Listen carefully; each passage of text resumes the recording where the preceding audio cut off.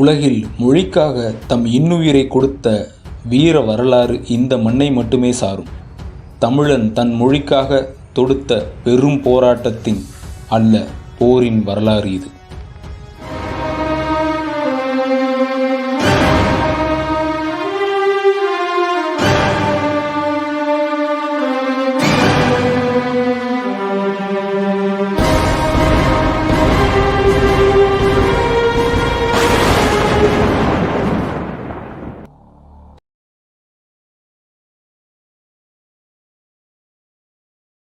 வெள்ளையராட்சி இந்தியாவில் இருந்த நேரம் அது. பீரங்கிகளின் மூலம் அரசியல் ரீதியாக இந்தியா என்ற நாட்டை உண்டாக்கியிருந்தது பிரிட்டிஷ் அரசு. வெள்ளையர்களுக்கு எதிராக போராட ஒட்டுமொத்த மக்களையும் சுதந்திர போராட்ட வீரர்கள் இணைக்க வேண்டிய அவசியத்தை உணர்ந்தனர். ஒருபொழுதும் ஒரே நாடாக இருந்திருக்காத இந்த நாட்டு மக்களை எப்படி இணைப்பது என்ற கேள்வியே அவர்களிடம் இருந்தது. அதற்கு அவர்கள் கையில் எடுத்தது மதம். 20ஆம் நூற்றாண்டின் தொடக்கத்தில் ஐரோப்பாவில் இந்திய மற்றும் இந்திய மக்களை பற்றி படிப்பதற்கான ஆர்வம் எழுந்தது. வடமொழி சமஸ்கிருதத்தில் இருந்த பல நூல்களும் ஆங்கிலத்தில் மொழிபெயர்க்கப்பட்டது. சிலர் உலகின் மூத்த மொழி சமஸ்கிருதமாக இருந்திருக்கலாம் என கூறினர். இது இங்கிருந்த சிலருக்கு பிடித்து போயிற்று. இந்தியா முழுவதும் உள்ள மொழிகளுக்கு எல்லாம் தாய் சமஸ்கிருதம்தான் என பரப்பத் தொடங்கினர். சமஸ்கிருதத்தில் உள்ள வேதங்களும் உபனிஷத்துகளுமே இந்தியாவின் ஆன்மா என்று கூறினர். வெள்ளையர் ஆட்சியை எதிர்த்தவர்கள் இதனை கெட்டியாக பிடித்து கொண்டனர். காஷ்மீர் முதல் கன்னியாகுமரி வரை உள்ள நாம் அனைவரும் இந்துக்கள் என கூறி மக்களை திரட்ட முயன்றனர். விவேகானந்தர் போன்றோர் தென்னிந்தியாவில் இக்கருத்தை கூறியபோது எதிர்ப்பு கிளம்பியது. எனினும் இந்தியா முழுக்க மத ரீதியாக மக்களை ஒன்றிணைப்பது ஓரளவு வெற்றியடைந்தது. இந்திய பிரிவினைக்கும் இதுவே தொடக்கப்புள்ளி என்பது தனி வரலாறு. மத ரீதியாக இணைத்த போதும் மொழி ரீதியாக தனித்துவத்துடன் இருந்த மக்களை ஒன்றிணைக்க முடியவில்லை. காந்தி ஹிந்தி மொழியை கையில் எடுத்தார். இந்தியா முழுவதும் ஹிந்தியை கொண்டு சேர்த்துவிட்டால் மக்களை ஒன்றிணைக்க முடியும் என்று அவர் நம்பினார். 1915ஆம் ஆண்டு தமிழகம் வந்த காந்தி தமிழர்கள் ஹிந்தி படித்து இந்திய மைய நீரோட்டத்தில் கலக்க வேண்டும் என கூறினார். ஆனால் அது தமிழர்களால் ரசிக்கப்படவில்லை. நாங்கள் இப்போது இந்திய மைய நீரோட்டத்தில் இல்லை என்றால் ஹிந்தி பேசுபவர் மட்டுமே இந்தியாவா என்ற கேள்வி எழுந்தது. அதே நேரத்தில் தமிழகத்தில் மறைமலையடிகள் 1916இல் தொடங்கிய தனித்தமிழ் இயக்கம் தமிழ் மொழி மீட்சியில் மிக தீவிரமாக செயலாற்றி வந்தது. வரலாற்றில் தொலைந்து போயிருந்த திருக்குறள், சங்க இலக்கிய நூல்கள் மீண்டும் கண்டுபிடிக்கப்பட்டு பதிப்பிக்கப்பட்டது. தமிழர்களின் நீண்ட வரலாற்றையும் பாரம்பரியத்தையும் அது காட்டியது. 1918ஆம் ஆண்டு சென்னையில் தென்னிந்திய ஹிந்தி பிரச்சார சபா காந்தியால் தொடங்கப்பட்டது. சிறுபான்மையாக உள்ள தென்னிந்திய மக்கள்தான் பெரும்பான்மை மக்களான வட இந்திய மக்களின் மொழியை கற்றுக்கொள்ள வேண்டும் என வெளிப்படையாக பெரும்பான்மைவாதம் பேசினார் காந்தி. மத அடிப்படையில் இஸ்லாமிய சிறுபான்மையினரின் நலன்களை பற்றி பேசிய காந்தி மொழி அடிப்படையிலான ஹிந்தி அல்லாத சிறுபான்மை மக்களிடம் பெரும்பான்மைவாதம் பேசியது முரண். காந்தி இந்துக்கள் மற்றும் இஸ்லாமியர்களை இணைக்கும் வகையில் ஹிந்தி, உருது இரண்டையும் கலந்து ஹிந்துஸ்தானி என்பதை பரப்ப வேண்டும் என கூறினார். நடைமுறையில் அது இந்தியாகவே இருந்தது. ஹிந்தியில் உள்ள உருது சொற்களை நீக்கி சமஸ்கிருத சொற்களை கொண்டு வந்து தூய ஹிந்தியை உருவாக்க பெரும்பான்மை காங்கிரஸ்காரர்கள் விரும்பினர். ஹிந்தியை பரப்புவது காங்கிரஸ் கட்சியின் முக்கிய கொள்கையாகவே மாறியது. ஒவ்வொரு காங்கிரஸ் மாநாட்டின் போதும் ஹிந்தி மாநாடும் காங்கிரஸ் சார்பில் நடத்தப்பட்டது. தீரர் சத்தியமூர்த்தி, வீரராகவாச்சாரியார் உள்ளிட்ட தமிழ்நாடு காங்கிரஸ்காரர்கள் தமிழகத்தில் ஹிந்தியை கட்டாய மொழியாக்க வேண்டும் என உறுதியுடன் செயல்பட்டு வந்தனர். அப்போது காங்கிரஸில் இருந்த பெரியார் தன் சொந்த செலவில் ஈரோட்டில் தங்கும் வசதியுடன் கூடிய இலவச ஹிந்தி பள்ளி ஒன்றையும் துவங்கினார். மோத்திலால் நேரு இந்த பள்ளியை துவங்கி வைத்தார். எனினும் காங்கிரசுக்கு உள்ளேயும் ஹிந்திக்கு எதிரான குரல்கள் எழாமல் இருக்கவில்லை. சென்னை மாநகராட்சி பள்ளிகளில் ஹிந்தியை கட்டாய பாடமாக அறிவிக்க வேண்டும் என்று சத்தியமூர்த்தி முயன்றார். நீதி கட்சி பெரும்பான்மையாக இருந்த காரணத்தால் அது முறியடிக்கப்பட்டது. எனினும் தொடர்ந்து ராஜாஜியும் சத்தியமூர்த்தியும் ஹிந்தியை கட்டாயமாக்க வேண்டும், பள்ளிகளில் ஹிந்தியை பாடமாக கொண்டு வருவதன் மூலம் இந்தியாவை ஹிந்தி நாடாக மாற்றி ஆங்கிலத்தை வெளியேற்றி விடலாம் என்றனர். காங்கிரசிற்கு உள்ளேயே இதற்கு எதிர்ப்பு கிளம்பியது. ஆங்கிலத்தை வெளியேற்றி ஹிந்திக்கு அடிமையாகுவதா? தாய்மொழியில் பயில்வதே நல்லது என எதிர்ப்பு குரல்கள் எழுந்தன. சுத்தானந்த பாரதியார், மறைமலையடிகள், பன்மொழி புலவர் அப்பாத்துரையார், முடியரசனார், இலக்குவனார் உள்ளிட்ட தமிழறிஞர்கள் ஹிந்தி கட்டாய பாடத்தை வலிமையாக எதிர்த்தனர். 1931ஆம் ஆண்டு நடந்த சுயமரியாதை மாநாட்டில் ஹிந்தி பார்ப்பனியத்திற்கே உதவும், ஆங்கிலமே இணைப்பு மொழியாக இருக்க வேண்டும் என்ற தீர்மானம் நிறைவேற்றப்பட்டது. பெரிய வரலாறோ மொழி வளமோ இல்லாத ஹிந்தி மொழி அவசியமில்லை, தமிழக மொழியாக தமிழ் இருக்க வேண்டும், இணைப்பு மொழியாக ஆங்கிலம் போதுமானது என சுத்தானந்த பாரதியார் எழுதினார். இந்த நிலையில் 1937ஆம் ஆண்டு சென்னை மாகாணத்திற்கான தேர்தல் நடைபெற்றது. அதில் நீதி கட்சியை வீழ்த்தி காங்கிரஸ் ஆட்சியை கைப்பற்றியது. ராஜாஜி பிரீமியர் ஆனார். பதவியேற்றதும் முதல் காரியமாக ஹிந்தி கட்டாய பாடமாக்கும் நடவடிக்கைகளில் முழுவீச்சில் இறங்கினார். ஹிந்தி படித்தால் சமஸ்கிருதமும் எளிதாக வந்துவிடும் என்பது அவரது எதிர்பார்ப்பு. தமிழகம் போர்க்கோளம் காண தயாரானது.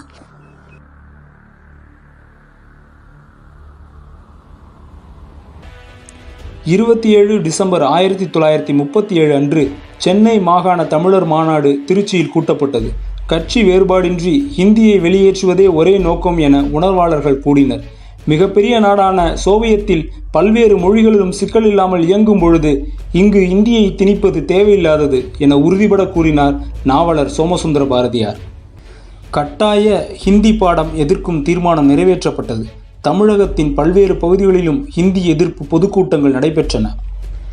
எதிர்ப்புகள் ஒருபுறம் எழுந்தாலும் 1 முதல் 3வது ஃபாரம் வரை, அதாவது இன்றைய கணக்கில் 6வது முதல் 9வது வரை இந்தியை 125 பள்ளிகளில் கட்டாய பாடமாக்க நிதி ஒதுக்கீடு செய்தார் ராஜாஜி.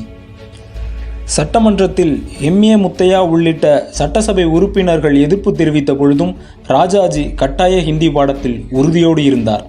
1920களில் தீவிர ஹிந்தி திணிப்பு ஆதரவாளராக இருந்த பெரியார் இப்போது ராஜாஜியின் கட்டாய ஹிந்தி பாடத்தை கடுமையாக எதிர்த்தார். பெரியார் தன்னுடைய குடியரசு இதழில் ஹிந்தியை கொண்டு வருவது பார்ப்பனர்களுக்கே உதவும் என எழுதினார்.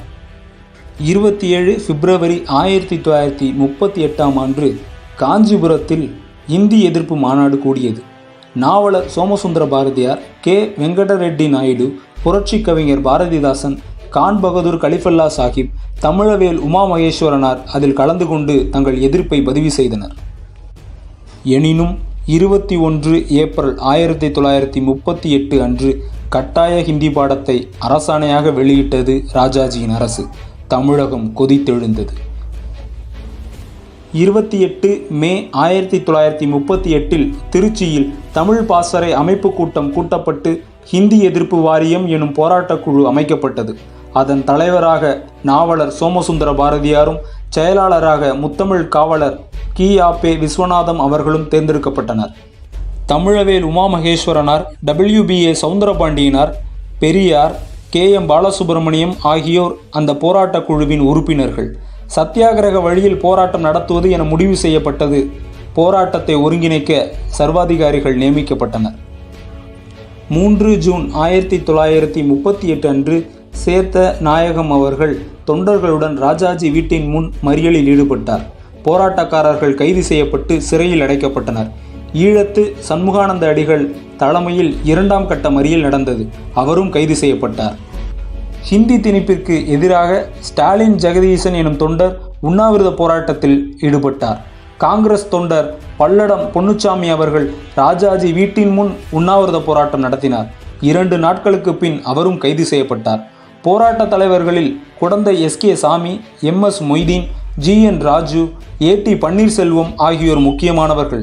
இவ்வாறு தமிழகம் முழுவதும் மறியல், பொதுக்கூட்டங்கள், அமைச்சர்களுக்கு கருப்பு கொடி காட்டுதல், பள்ளிகளில் ஹிந்தியை பாடமாக எடுக்க வேண்டாம் என வலியுறுத்துதல், ஹிந்தி உள்ள பள்ளிகளில் குழந்தைகளை சேர்க்காமல் பள்ளியை புறக்கணித்தல் என போராட்டம் தீவிரமடைந்தது. ஆனால் எதற்கும் ராஜாஜி இறங்கி வரவில்லை. போராட்டக்காரர்கள் மீது கிரிமினல் வழக்குகள் பதியப்பட்டன. இது மிதமிஞ்சிய அடக்குமுறை என முகமது அலி ஜின்னா, ரவீந்திரநாத் தாகூர் உள்ளிட்ட பல தலைவர்களும் எதிர்ப்பு தெரிவித்தனர். ஹிந்தியை எதிர்த்து பேசியதற்காக அண்ணாதுரை அவர்கள் மீது வழக்கு பதிவு செய்யப்பட்டது. ஹிந்தி எதிர்ப்பு போராட்டக் குழுவும் இந்த அடக்குமுறைகள் எதற்கும் அசருவதாக இல்லை. தமிழகம் முழுக்க ஹிந்தி ஒழிக என்ற குரலே கேட்டது. சேலத்தில் அப்போதைய கல்வி அமைச்சர் சுப்பராயன் கலந்து கொண்ட கூட்டத்தில் கல்லெறியப்பட்டது.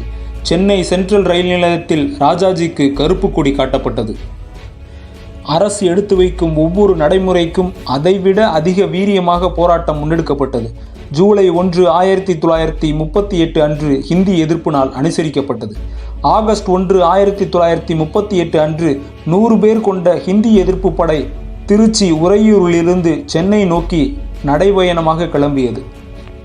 சத்தியாகிரக வழியிலான அந்த எதிர்ப்பு படையின் தலைவராக தஞ்சை குமாரசாமியும், யுத்த மந்திரியாக மணப்பாறை ரே. திருமலைசாமியும், படைத்தலைவராக கே.வி. அழகிரிசாமியும் நியமிக்கப்பட்டனர். படை வீரர்களில் திருப்பூர் மொய்தீன், மூவலூர் ராமாமிர்தம் அம்மையார், பாவலர் பாலசுந்தரம் ஆகியவர்கள் முக்கியமானவர்கள். ஹிந்திக்கு தமிழ்நாட்டில் ஆதிக்கமாம், நீங்கள் எல்லோரும் வாருங்கள் நாட்டினரே எனும் பாரதிதாசனின் வரிகள் படையின் தேசிய கீதமாக ஒலித்தது. பல மாவட்டங்கள் சுற்றி 42 நாட்கள் நடைபயணத்திற்கு பின் 1938 செப்டம்பர் 11 அன்று ஹிந்தி எதிர்ப்பு படை 1000 கிலோமீட்டர் மேல் பயணம் செய்து சென்னையை வந்தடைந்தது. சென்னையில் 1,00,000க்கும் மேற்பட்ட மக்கள் கூடி படையை வரவேற்றனர்.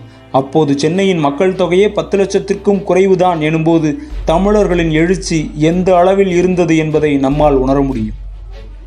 சென்னை திருவல்லிக்கேணி கடற்கரையில் நடந்த வரவேற்பு மாநாட்டில் மறைமலை அடிகள், பி.டி. ராஜன், நாவலர் சோமசுந்தர பாரதியார், சௌந்தரபாண்டியனார், அறிஞர் அண்ணா ஆகியோர் பேசினர். பெரியார் தமிழ்நாடு தமிழருக்கே எனும் கோஷத்தை முன்வைத்தார். ஒட்டுமொத்த கடற்கரையும் அதனை வழிமொழிந்தது. 13 நவம்பர் 1938 சென்னையில் தமிழ்நாடு பெண்கள் மாநாடு கூட்டப்பட்டது. அதில் பேசிய மீனாம்பாள் சிவராஜ், பெண்கள் தமிழையும் தமிழ் பண்பாட்டையும் காக்க ஹிந்தி எதிர்ப்பு போராட்டத்தில் இறங்க வேண்டும் என அறைகூவல் விடுத்தார்.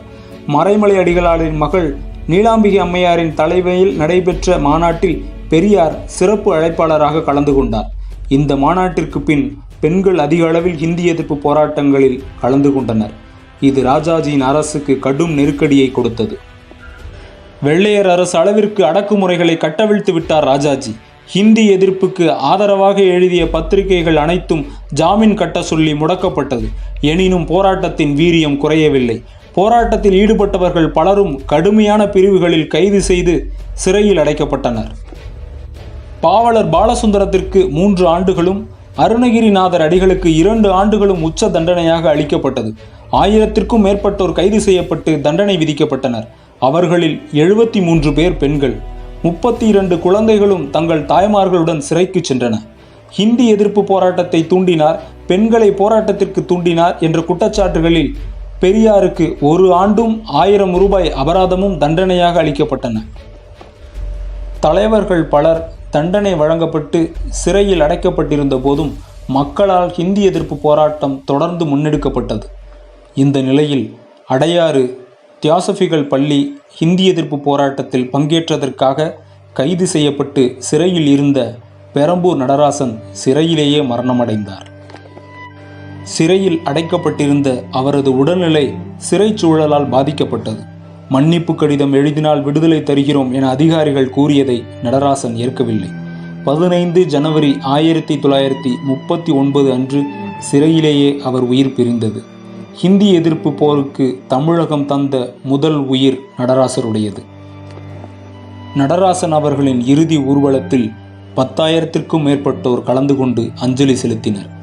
12 மார்ச் 1939 அன்று கும்பகோணத்தைச் சேர்ந்த தாளமுத்து சிறை காவலிலேயே மரணமடைந்தார். அவரது உடலில் சிறையில் கொடுமைப்படுத்தப்பட்டதற்கான காயங்கள் இருந்தன.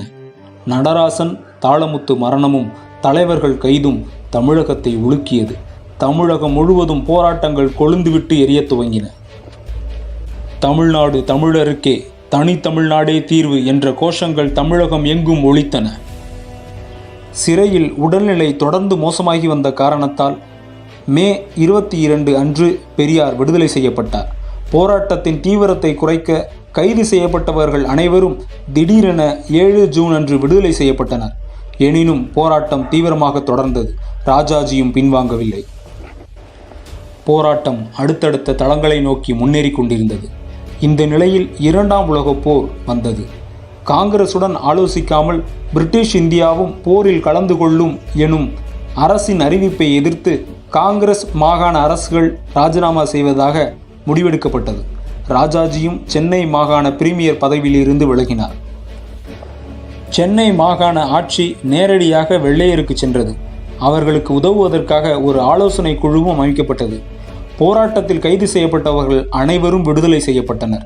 ஆனால் கட்டாய ஹிந்தி திணிப்பு சட்டம் வாபஸ் பெறப்படவில்லை. மீண்டும் போராட்டம் தீவிரமடையும் சூழ்நிலை உருவானது. வேறு வழியின்றி 21 பிப்ரவரி 1940 அன்று சென்னை மாகாண ஆளுநர் லார்ட் எல்ஸ்கினால் கட்டாய ஹிந்தி சட்டம் திரும்ப பெறப்பட்டது. தம் தாய்மொழி தமிழுக்காக தன்னுயிரை கொடுத்து வென்று காட்டினர் எளிய மனிதர்கள். அதிகாரம் பணிந்தது. உலகமே தமிழர்களை வியந்து பார்த்தது. எனினும் இத்துடன் ஹிந்தி திணிப்பு நிற்கப் போவதில்லை.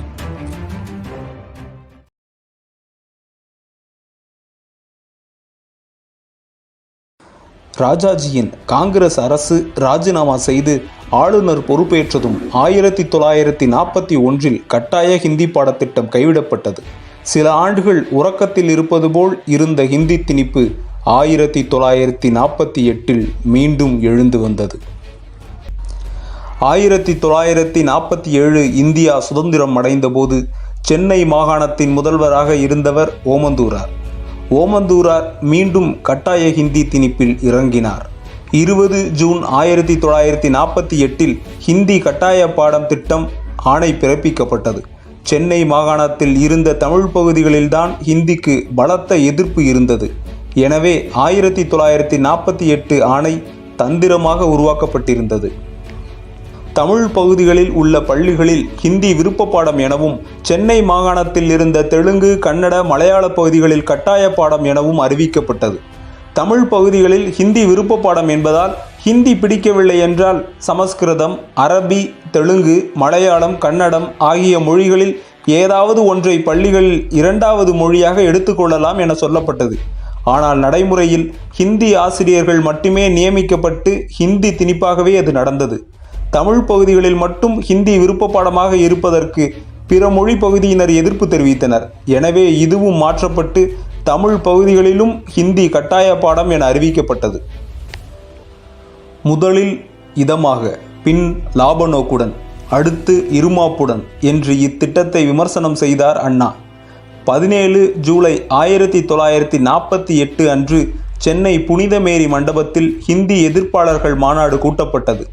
மறைமலை அடிகள் தலைமையில் நடைபெற்ற மாநாட்டில் திருவி கல்யாணசுந்தரனார், மாப்போசி, பாரதிதாசன், பெரியார், டாக்டர் தர்மாம்பாள், அருணகிரி அடிகளார் உள்ளிட்டோர் கலந்து கொண்டனர். இக்கூட்டத்தில் இந்தி கட்டாய பாடத்துக்கு எதிராக முழு அளவில் போராடுவது என முடிவெடுக்கப்பட்டது. தமிழகம் முழுவதும் பள்ளிகளின் முன் மறியல் செய்வது, பொதுக்கூட்டங்கள் உள்ளிட்ட போராட்டங்களுக்கு போராட்ட குழுக்கள் அமைக்கப்பட்டன. சென்னை முத்தியால்பேட்டை உயர்நிலைப் பள்ளிக்கு முன் அண்ணா சர்வாதிகாரியாக நியமிக்கப்பட்ட நடந்த போராட்டத்தில் துப்பாக்கிச் சூடும், கண்ணீர் புகை குண்டும், தடியடியும் நடைபெற்றது. அப்போது இந்திய கவர்னர் ஜெனரலாக இருந்த ராஜாஜிக்கு எதிராக கருப்பு கொடி காட்டும் போராட்டம் முன்னெடுக்கப்பட்டது. இதனையும் முன்கூட்டி கைது, தடியடி, கண்ணீர் புகை வீச்சு என ஒடுக்கியது அரசு. ராஜாஜிக்கு கருப்பு கொடி காட்டிய பன்மொழி புலவர் க. அப்பாத்துரையார் மற்றும் அவரது மனைவியார் காவலர்களால் கடுமையாக தாக்கப்பட்டனர். காஞ்சிபுரத்தில் முதல்வர் ஓமந்தூராருக்கும், காவேரிப்பாக்கத்தில் கல்வி அமைச்சர் டி. அவினாசிலிங்கத்திற்கும் தமிழகம் முழுக்க பிற அமைச்சர்களுக்கு எதிராகவும் கருப்பு கொடி காட்டப்பட்டது. கருப்பு கொடி காட்டியவர்கள் உடனடியாக கைது செய்யப்பட்டு சிறையில் அடைக்கப்பட்டனர். எனினும் கைதுகள், அடக்குமுறைகள் மேலும் போராட்டத்தை தீவிரப்படுத்தவே செய்தது. இந்த சூழலில் ஹைதராபாத் சமஸ்தானத்தை இந்தியாவுடன் இணைப்பதற்கு ஹைதராபாத் நிஜாம் மறுக்கவே போர் சூழல் ஏற்பட்டது. இந்த காரணத்தால் பெரியார் திராவிடர் கழகம் ஹிந்தி எதிர்ப்பு போராட்டத்தில் இருந்து தற்காலிகமாக விலகுவதாக அறிவித்தார். இது ஹிந்தி எதிர்ப்பு போராட்டக்காரர்களுக்கு சோர்வை தந்தது. ஹைதராபாத் போர் முடிவுற்ற போதும் ஓமந்தூரார் அரசு தன் ஹிந்தி திணிப்பு திட்டத்தில் இருந்து பின்வாங்கவில்லை. நவம்பர் 1948 முதல் திராவிடர் கழகம் மீண்டும் போராட்டத்தை தொடங்கப் போவதாக அறிவித்தது.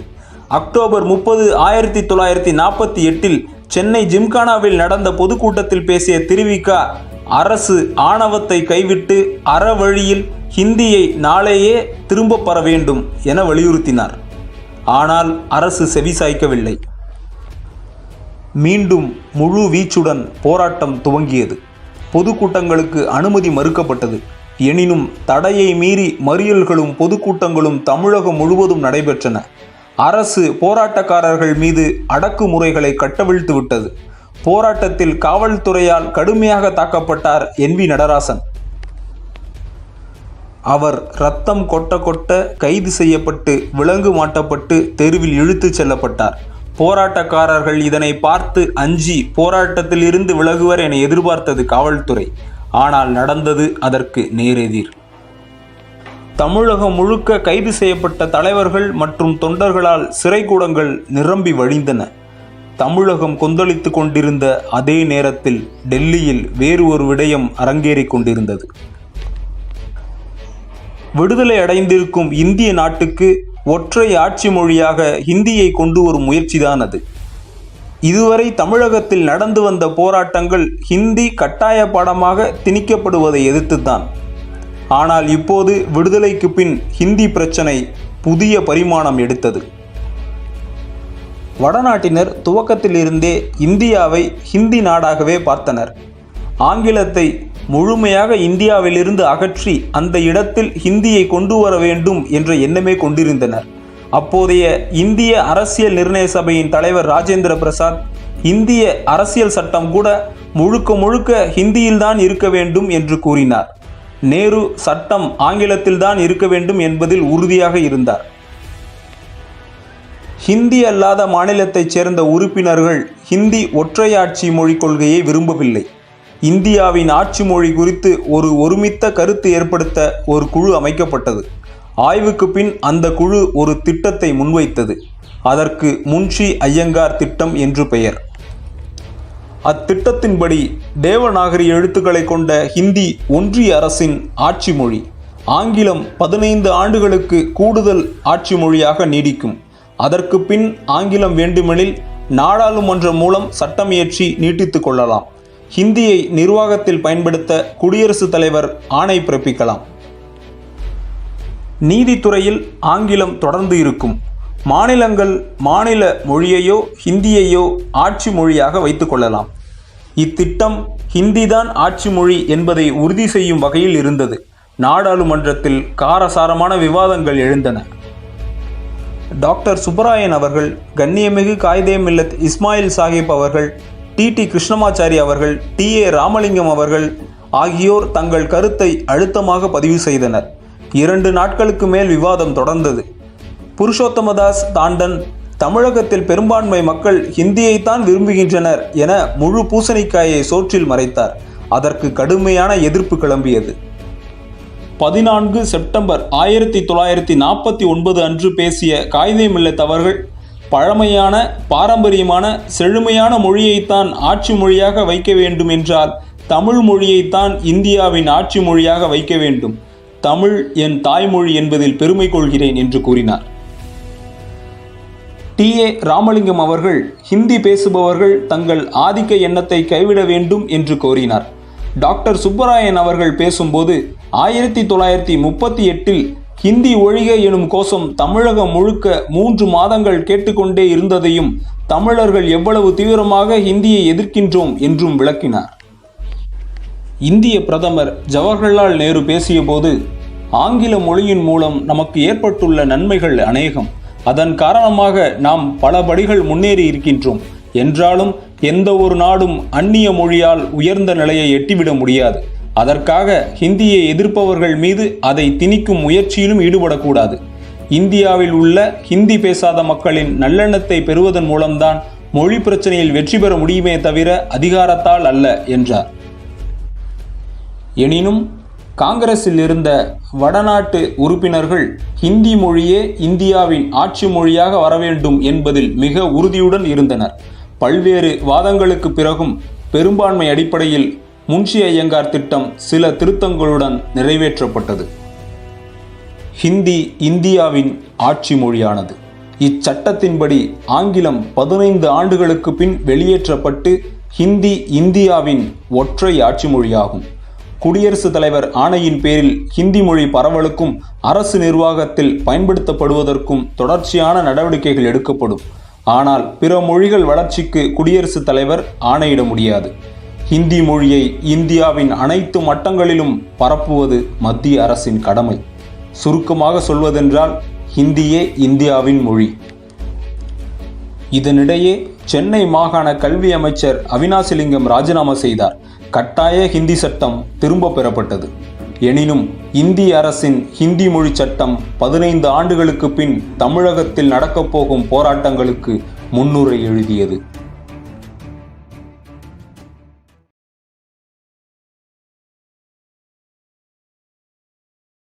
இந்திய அரசமைப்பு சட்டம் பாகம் 17 சரத்து 343 படி இந்தியாவின் அதிகாரப்பூர்வ மொழியாக ஹிந்தி அரியணையில் அமர்ந்தது. 15 வருடங்களுக்கு ஆங்கிலமும் இருக்கும் என சொல்லப்பட்டது ஹிந்தி அல்லாத மாநிலங்களுக்கு வழங்கப்பட்ட சலுகை என்பதை விட ஹிந்தி மொழியை வளப்படுத்துவதற்கு தேவையான காலம் என்றுதான் எடுத்துக்கொள்ள முடியும். கட்டாய ஹிந்தி பாடத்திட்டத்திற்கு கடுமையான எதிர்ப்பு வந்த நிலையில் ஆட்சி மொழி சட்டம் ஹிந்தி மொழி பிரச்சனையை வேறு ஒரு இடத்தில் கொண்டு போய் வைத்தது. தமிழர்கள் ஹிந்திக்கு எதிராக போராடும் நிலைக்கு தள்ளப்பட்டு கொண்டிருந்தனர். 15 ஆண்டுகளுக்குள் இந்தியாவின் ஒற்றை ஆட்சி மொழியாக ஹிந்தி ஆக்கப்பட வேண்டும் என்பதில் அதி தீவிரமாக இயங்கிக் கொண்டிருந்தது ஒன்றிய அரசு. ஹிந்தி ஆராய்ச்சி நிறுவனங்கள் இந்தியா முழுவதும் நிறுவப்பட்டன. ஒன்றிய அரசு மானியங்களை அவற்றிற்கு வாரி வழங்கியது. புதிய ஹிந்தி சொற்கள், சட்ட சொற்கள், ஆய்வுகள் முடுக்கப்பட்டன. ஹிந்தி தட்டச்சு இயந்திரங்கள், ஹிந்தி டெலிபிரிண்டர்கள், ஹிந்தி சுருக்கெழுத்து போன்றவை உருவாக்கப்பட்டு கொண்டிருந்தது. ஹிந்தி பேசாத மாநிலங்களில் ஹிந்தி ஆசிரியர் பயிற்சி மையங்கள் உருவாக்கப்பட்டன. பல்வேறு மொழிகளில் இருந்த நூல்கள், கல்லூரி பாடங்கள் ஹிந்தியில் மொழிபெயர்க்கப்பட்டது. ஹிந்தி பேசாத மாநிலங்களில் இருந்த ஹிந்தி எழுத்தாளர்களுக்கு பரிசுகள் வாரி வழங்கப்பட்டன. ஹிந்தி பேசாத மாநிலங்களில் இருந்த நூலகங்களுக்கு ஹிந்தி புத்தகங்கள் இலவசமாக வழங்கப்பட்டன. அஞ்சல் வழி ஹிந்தி கற்கும் பாடங்கள், அரசு ஊழியருக்கு ஹிந்தி பாடங்கள் ஆகியவை அறிமுகப்படுத்தப்பட்டன. இவை அனைத்தும் ஒன்றிய அரசின் பணத்தில் இருந்தே செய்யப்பட்டது. 1951 மக்கள் தொகையின்படி ஹிந்தி பேசுபவரின் எண்ணிக்கை 42 விழுக்காடு மட்டுமே. அதிலும் ஹிந்தியை தாய்மொழியாக கொண்டவர்கள் எண்ணிக்கை 25 விழுக்காட்டிற்கும் குறைவு. இவ்வாறு இருக்க ஹிந்தியை தாய்மொழியாக கொண்டிருக்காத 75% மக்கள் மீது 25 விழுக்காட்டு மக்களின் மொழி வலிந்து திணிக்கப்பட்டு கொண்டிருந்தது, அதுவும் அவர்கள் பணத்திலேயே. ஆட்சி மொழியாக ஏற்கப்பட்ட கடிபோலி ஹிந்தியின் வரலாறே வெறும் 150 ஆண்டுகள்தான். எனினும் இந்தியாவின் ஆட்சி மொழியாக அது ஏற்கப்பட்டது. தமிழகத்தில் கொந்தளிப்பு சூழல் உருவாகி கொண்டிருந்தது. இந்திய அரசின் நாணயங்கள் மற்றும் நோட்டுகளில் ஹிந்தி அறிமுகப்படுத்தப்பட்ட பொழுது பலத்த எதிர்ப்பு எழுந்தது. 1950க்கு பின் தமிழகத்தின் அரசியல் நிலையில் பெரும் மாற்றங்கள் நிகழ்ந்திருந்தன. 1946ஆம் ஆண்டு காங்கிரசுக்கு உள்ளிருந்தே மாப்போசி தமிழர் சுயநிர்ணயம், மாநில சுயாட்சி, பிரிந்து போகும் உரிமையுடன் கூடிய தமிழர் மாநிலம் ஆகியவற்றை வலியுறுத்தி தமிழரசு கழகத்தை தொடங்கியிருந்தார். பின்னாளில் தனிக்கட்சியான அதன் பங்கு எல்லை போராட்டங்களில் முக்கியமானதாக இருந்தது. 1949ஆம் ஆண்டு தீகாவிலிருந்து பிரிந்து திமுக அண்ணா அவர்கள் தலைமையில் உருவாகியிருந்தது. தனி திராவிட நாடு கொள்கையை முன்னிறுத்தி திமுக பேசி வந்தது. தமிழ்நாடு, கேரளா, ஆந்திரம், கர்நாடகா ஆகியவற்றை உள்ளடக்கிய கூட்டாட்சி திராவிட நாடு குறித்து பேசிய போதும் தமிழகத்தில் மட்டுமே திமுக வேரூன்றி இருந்தது. பெரியார் தலைமையிலான திராவிடர் கழகம் தனித்து இயங்கி வந்தது. இந்த 3 இயக்கங்களும் ஒன்றுக்கொன்று சண்டையிட்டு கொண்டிருந்தன. 1952ஆம் ஆண்டு ரயில் நிலைய பலகைகளில் ஹிந்திக்கு முக்கியத்துவம் கொடுக்கும் முறை கொண்டுவரப்பட்டு மாநில மொழிகள் பின்தள்ளப்பட்டன. இதனை எதிர்த்து ஹிந்தி எழுத்துக்களை தார்பூசி அழிக்கும் போராட்டம் முன்னெடுக்கப்பட்டது. திருச்சி ரயில் நிலையத்தில் போராட்டத்தில் ஈடுபட்ட பெரியார் உள்ளிட்ட தலைவர்கள் கைது செய்யப்பட்டனர். தபால் நிலையங்கள், அஞ்சல் அட்டைகள் ஆகியவற்றிலும் ஹிந்தி திணிக்கப்பட்டு கொண்டிருந்தது. ஜூன் 7, 1955 அன்று இந்திய அரசமைப்பு சட்டம் 344 படி இந்திய குடியரசுத் தலைவர் ராஜேந்திர பிரசாத் PG கெர் தலைமையில் 21 பேர் கொண்ட ஆட்சி மொழி ஆணையம் ஒன்றை அமைத்தார். இந்த ஆணையத்தின் பணி சுருக்கமாக ஹிந்தி மொழியை இந்தியாவின் ஒற்றை ஆட்சி மொழியாக்க செய்ய வேண்டிய வேலைகளை குடியரசுத் தலைவருக்கு பரிந்துரை செய்ய வேண்டியது. இந்த ஆணையம் தன் ஆய்வு பணியை துவங்கியது. இந்தியா முழுவதும் கருத்துக்களை கேட்க கேள்வித்தாள்கள் அனுப்பப்பட்டன. ஆனால் ஹிந்தி எதிர்ப்பு நிலை கொண்டிருந்தோரின் கருத்துக்களை பதிவு செய்ய அவர்களுக்கு அவை அனுப்பப்படவில்லை. ஆணையத்தின் முடிவுகள் எவ்வாறு இருக்கப் போகிறது என்பது தெளிவாக தெரிந்தது. சற்றேறக்குறைய ஓராண்டு ஆய்வுக்கு பின் ஆணையம் தன் பரிந்துரைகளை வெளியிட்டது. ஹிந்தி பேசும் மாநிலங்களில் அனைத்து நிலைகளிலும் ஆங்கிலம் அகற்றப்பட்டு ஹிந்தி ஆட்சி மொழியாக்கப்பட வேண்டும். ஹிந்தி பேசாத மாநிலங்களில் பள்ளிகளில் தாய்மொழியுடன் ஹிந்தி மற்றும் ஆங்கிலம் கற்பிக்கப்பட வேண்டும். ஹிந்தி பேசும் மாநிலங்களில் உள்ள மாணவர்கள் பிற இந்திய மாநில மொழிகளை கற்பதால் அவர்களுக்கு பெரிய பயன் ஒன்றும் இல்லை. ஆதலால் ஹிந்தி மற்றும் ஆங்கிலம் மட்டும் அவர்கள் படித்தால் போதுமானது. அவர்கள் மீது வேறு மொழியை திணிப்பது முறையற்றது. ஹிந்தி இந்தியாவின் உச்சநீதிமன்ற மொழியாக இருக்கும். வேண்டுமென்றால் மாநில மொழிகளில் தீர்ப்பு மட்டும் மொழிபெயர்த்து வழங்கப்படலாம். ஆட்சித்துறைக்கு தேவையான அனைத்து நூல்கள், கையேடுகள் ஹிந்தியில் மொழிபெயர்க்கப்பட வேண்டும். ஒன்றிய அரசின் பணிகள் ஹிந்தியிலேயே நடைபெற வேண்டும்.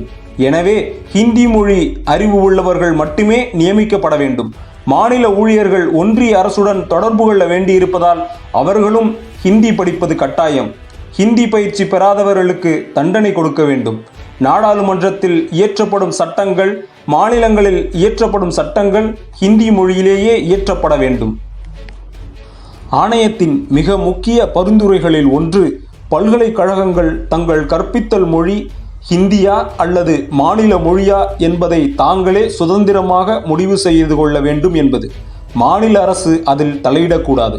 மறைமுகமாக ஒன்றிய பல்கலைக்கழக வாரியம் மூலம் ஹிந்தியை திணிக்கும் முயற்சியே இது.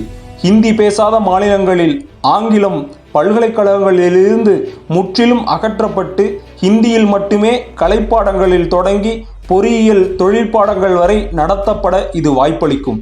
பல்கலைக்கழகங்களில் சேர ஹிந்தி அவசியம் என்றாகிவிட்டால் மாணவர்கள் ஹிந்தி படித்தே தீர வேண்டும் என்ற நிலையும் உருவாகிவிடும். அனைத்து நிலைகளிலும் ஹிந்தி பேசாத மக்களின் மீது ஹிந்தியை திணிக்கும் வேளையில் ஒன்றிய அரசு இறங்கப் போகிறது என்பதை இந்த பரிந்துரைகள் தெளிவாக காட்டியது. இந்த ஆணையத்தில் இருந்த தமிழகத்தைச் சேர்ந்த டாக்டர் சுப்பராயன் மற்றும் வங்காளத்தைச் சேர்ந்த சுனித்குமார் சட்டர்ஜி ஒருதலைபட்சமாக இருந்த ஆணையத்தின் பரிந்துரைகளை எதிர்த்து மாறுபட்ட தனி அறிக்கையை வழங்கினர். அதில் ஹிந்தி திணிப்பை அநீதி என குறிப்பிட்டு சாடினர். 13/10/1957 அன்று தமிழகத்தில் ஹிந்தி எதிர்ப்பு நாள் அனுசரிக்கப்பட்டது. ஆணையத்தின் பரிந்துரைகளை ஆய்வு செய்ய நாடாளுமன்ற ஆய்வுக்குழு ஒன்று அமைக்கப்பட்டது.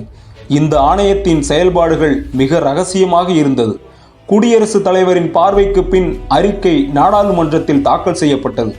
நாடாளுமன்ற உறுப்பினர் பிராங்க் அந்தோனி தன் குறிப்பில் ஹிந்தி வெறியர்களின் அடாவடித்தனங்கள் நாட்டை பிளவுபடுத்துவதிலும் சிறுபான்மை மொழிகளை நசுக்குவதிலுமே முடியும் என்றார். தமிழகத்தை சேர்ந்த சி. சுப்பிரமணியம் அவர்கள் ஹிந்தி திணிப்பிற்கு எதிர்ப்பு தெரிவித்தார்.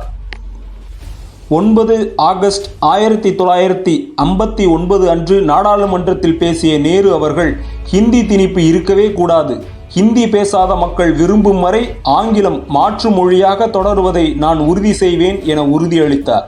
நேரு அவ்வாறு கூறிய போதும் ஹிந்தி திணிப்பு நடவடிக்கைகள் ஆணையத்தின் பரிந்துரைகள் படி நடைமுறைப்படுத்தப்பட ஆரம்பிக்கப்பட்டது. 1959 அகில இந்திய வானொலி ஆகாஷவாணி என ஹிந்தியில் பெயர் மாற்றம் செய்யப்பட்டது. அதனை எதிர்த்து தமிழ் பாடகர்கள், பேச்சாளர்கள், கலைஞர்கள் வானொலியை புறக்கணிக்கும் முடிவு எடுத்தனர்.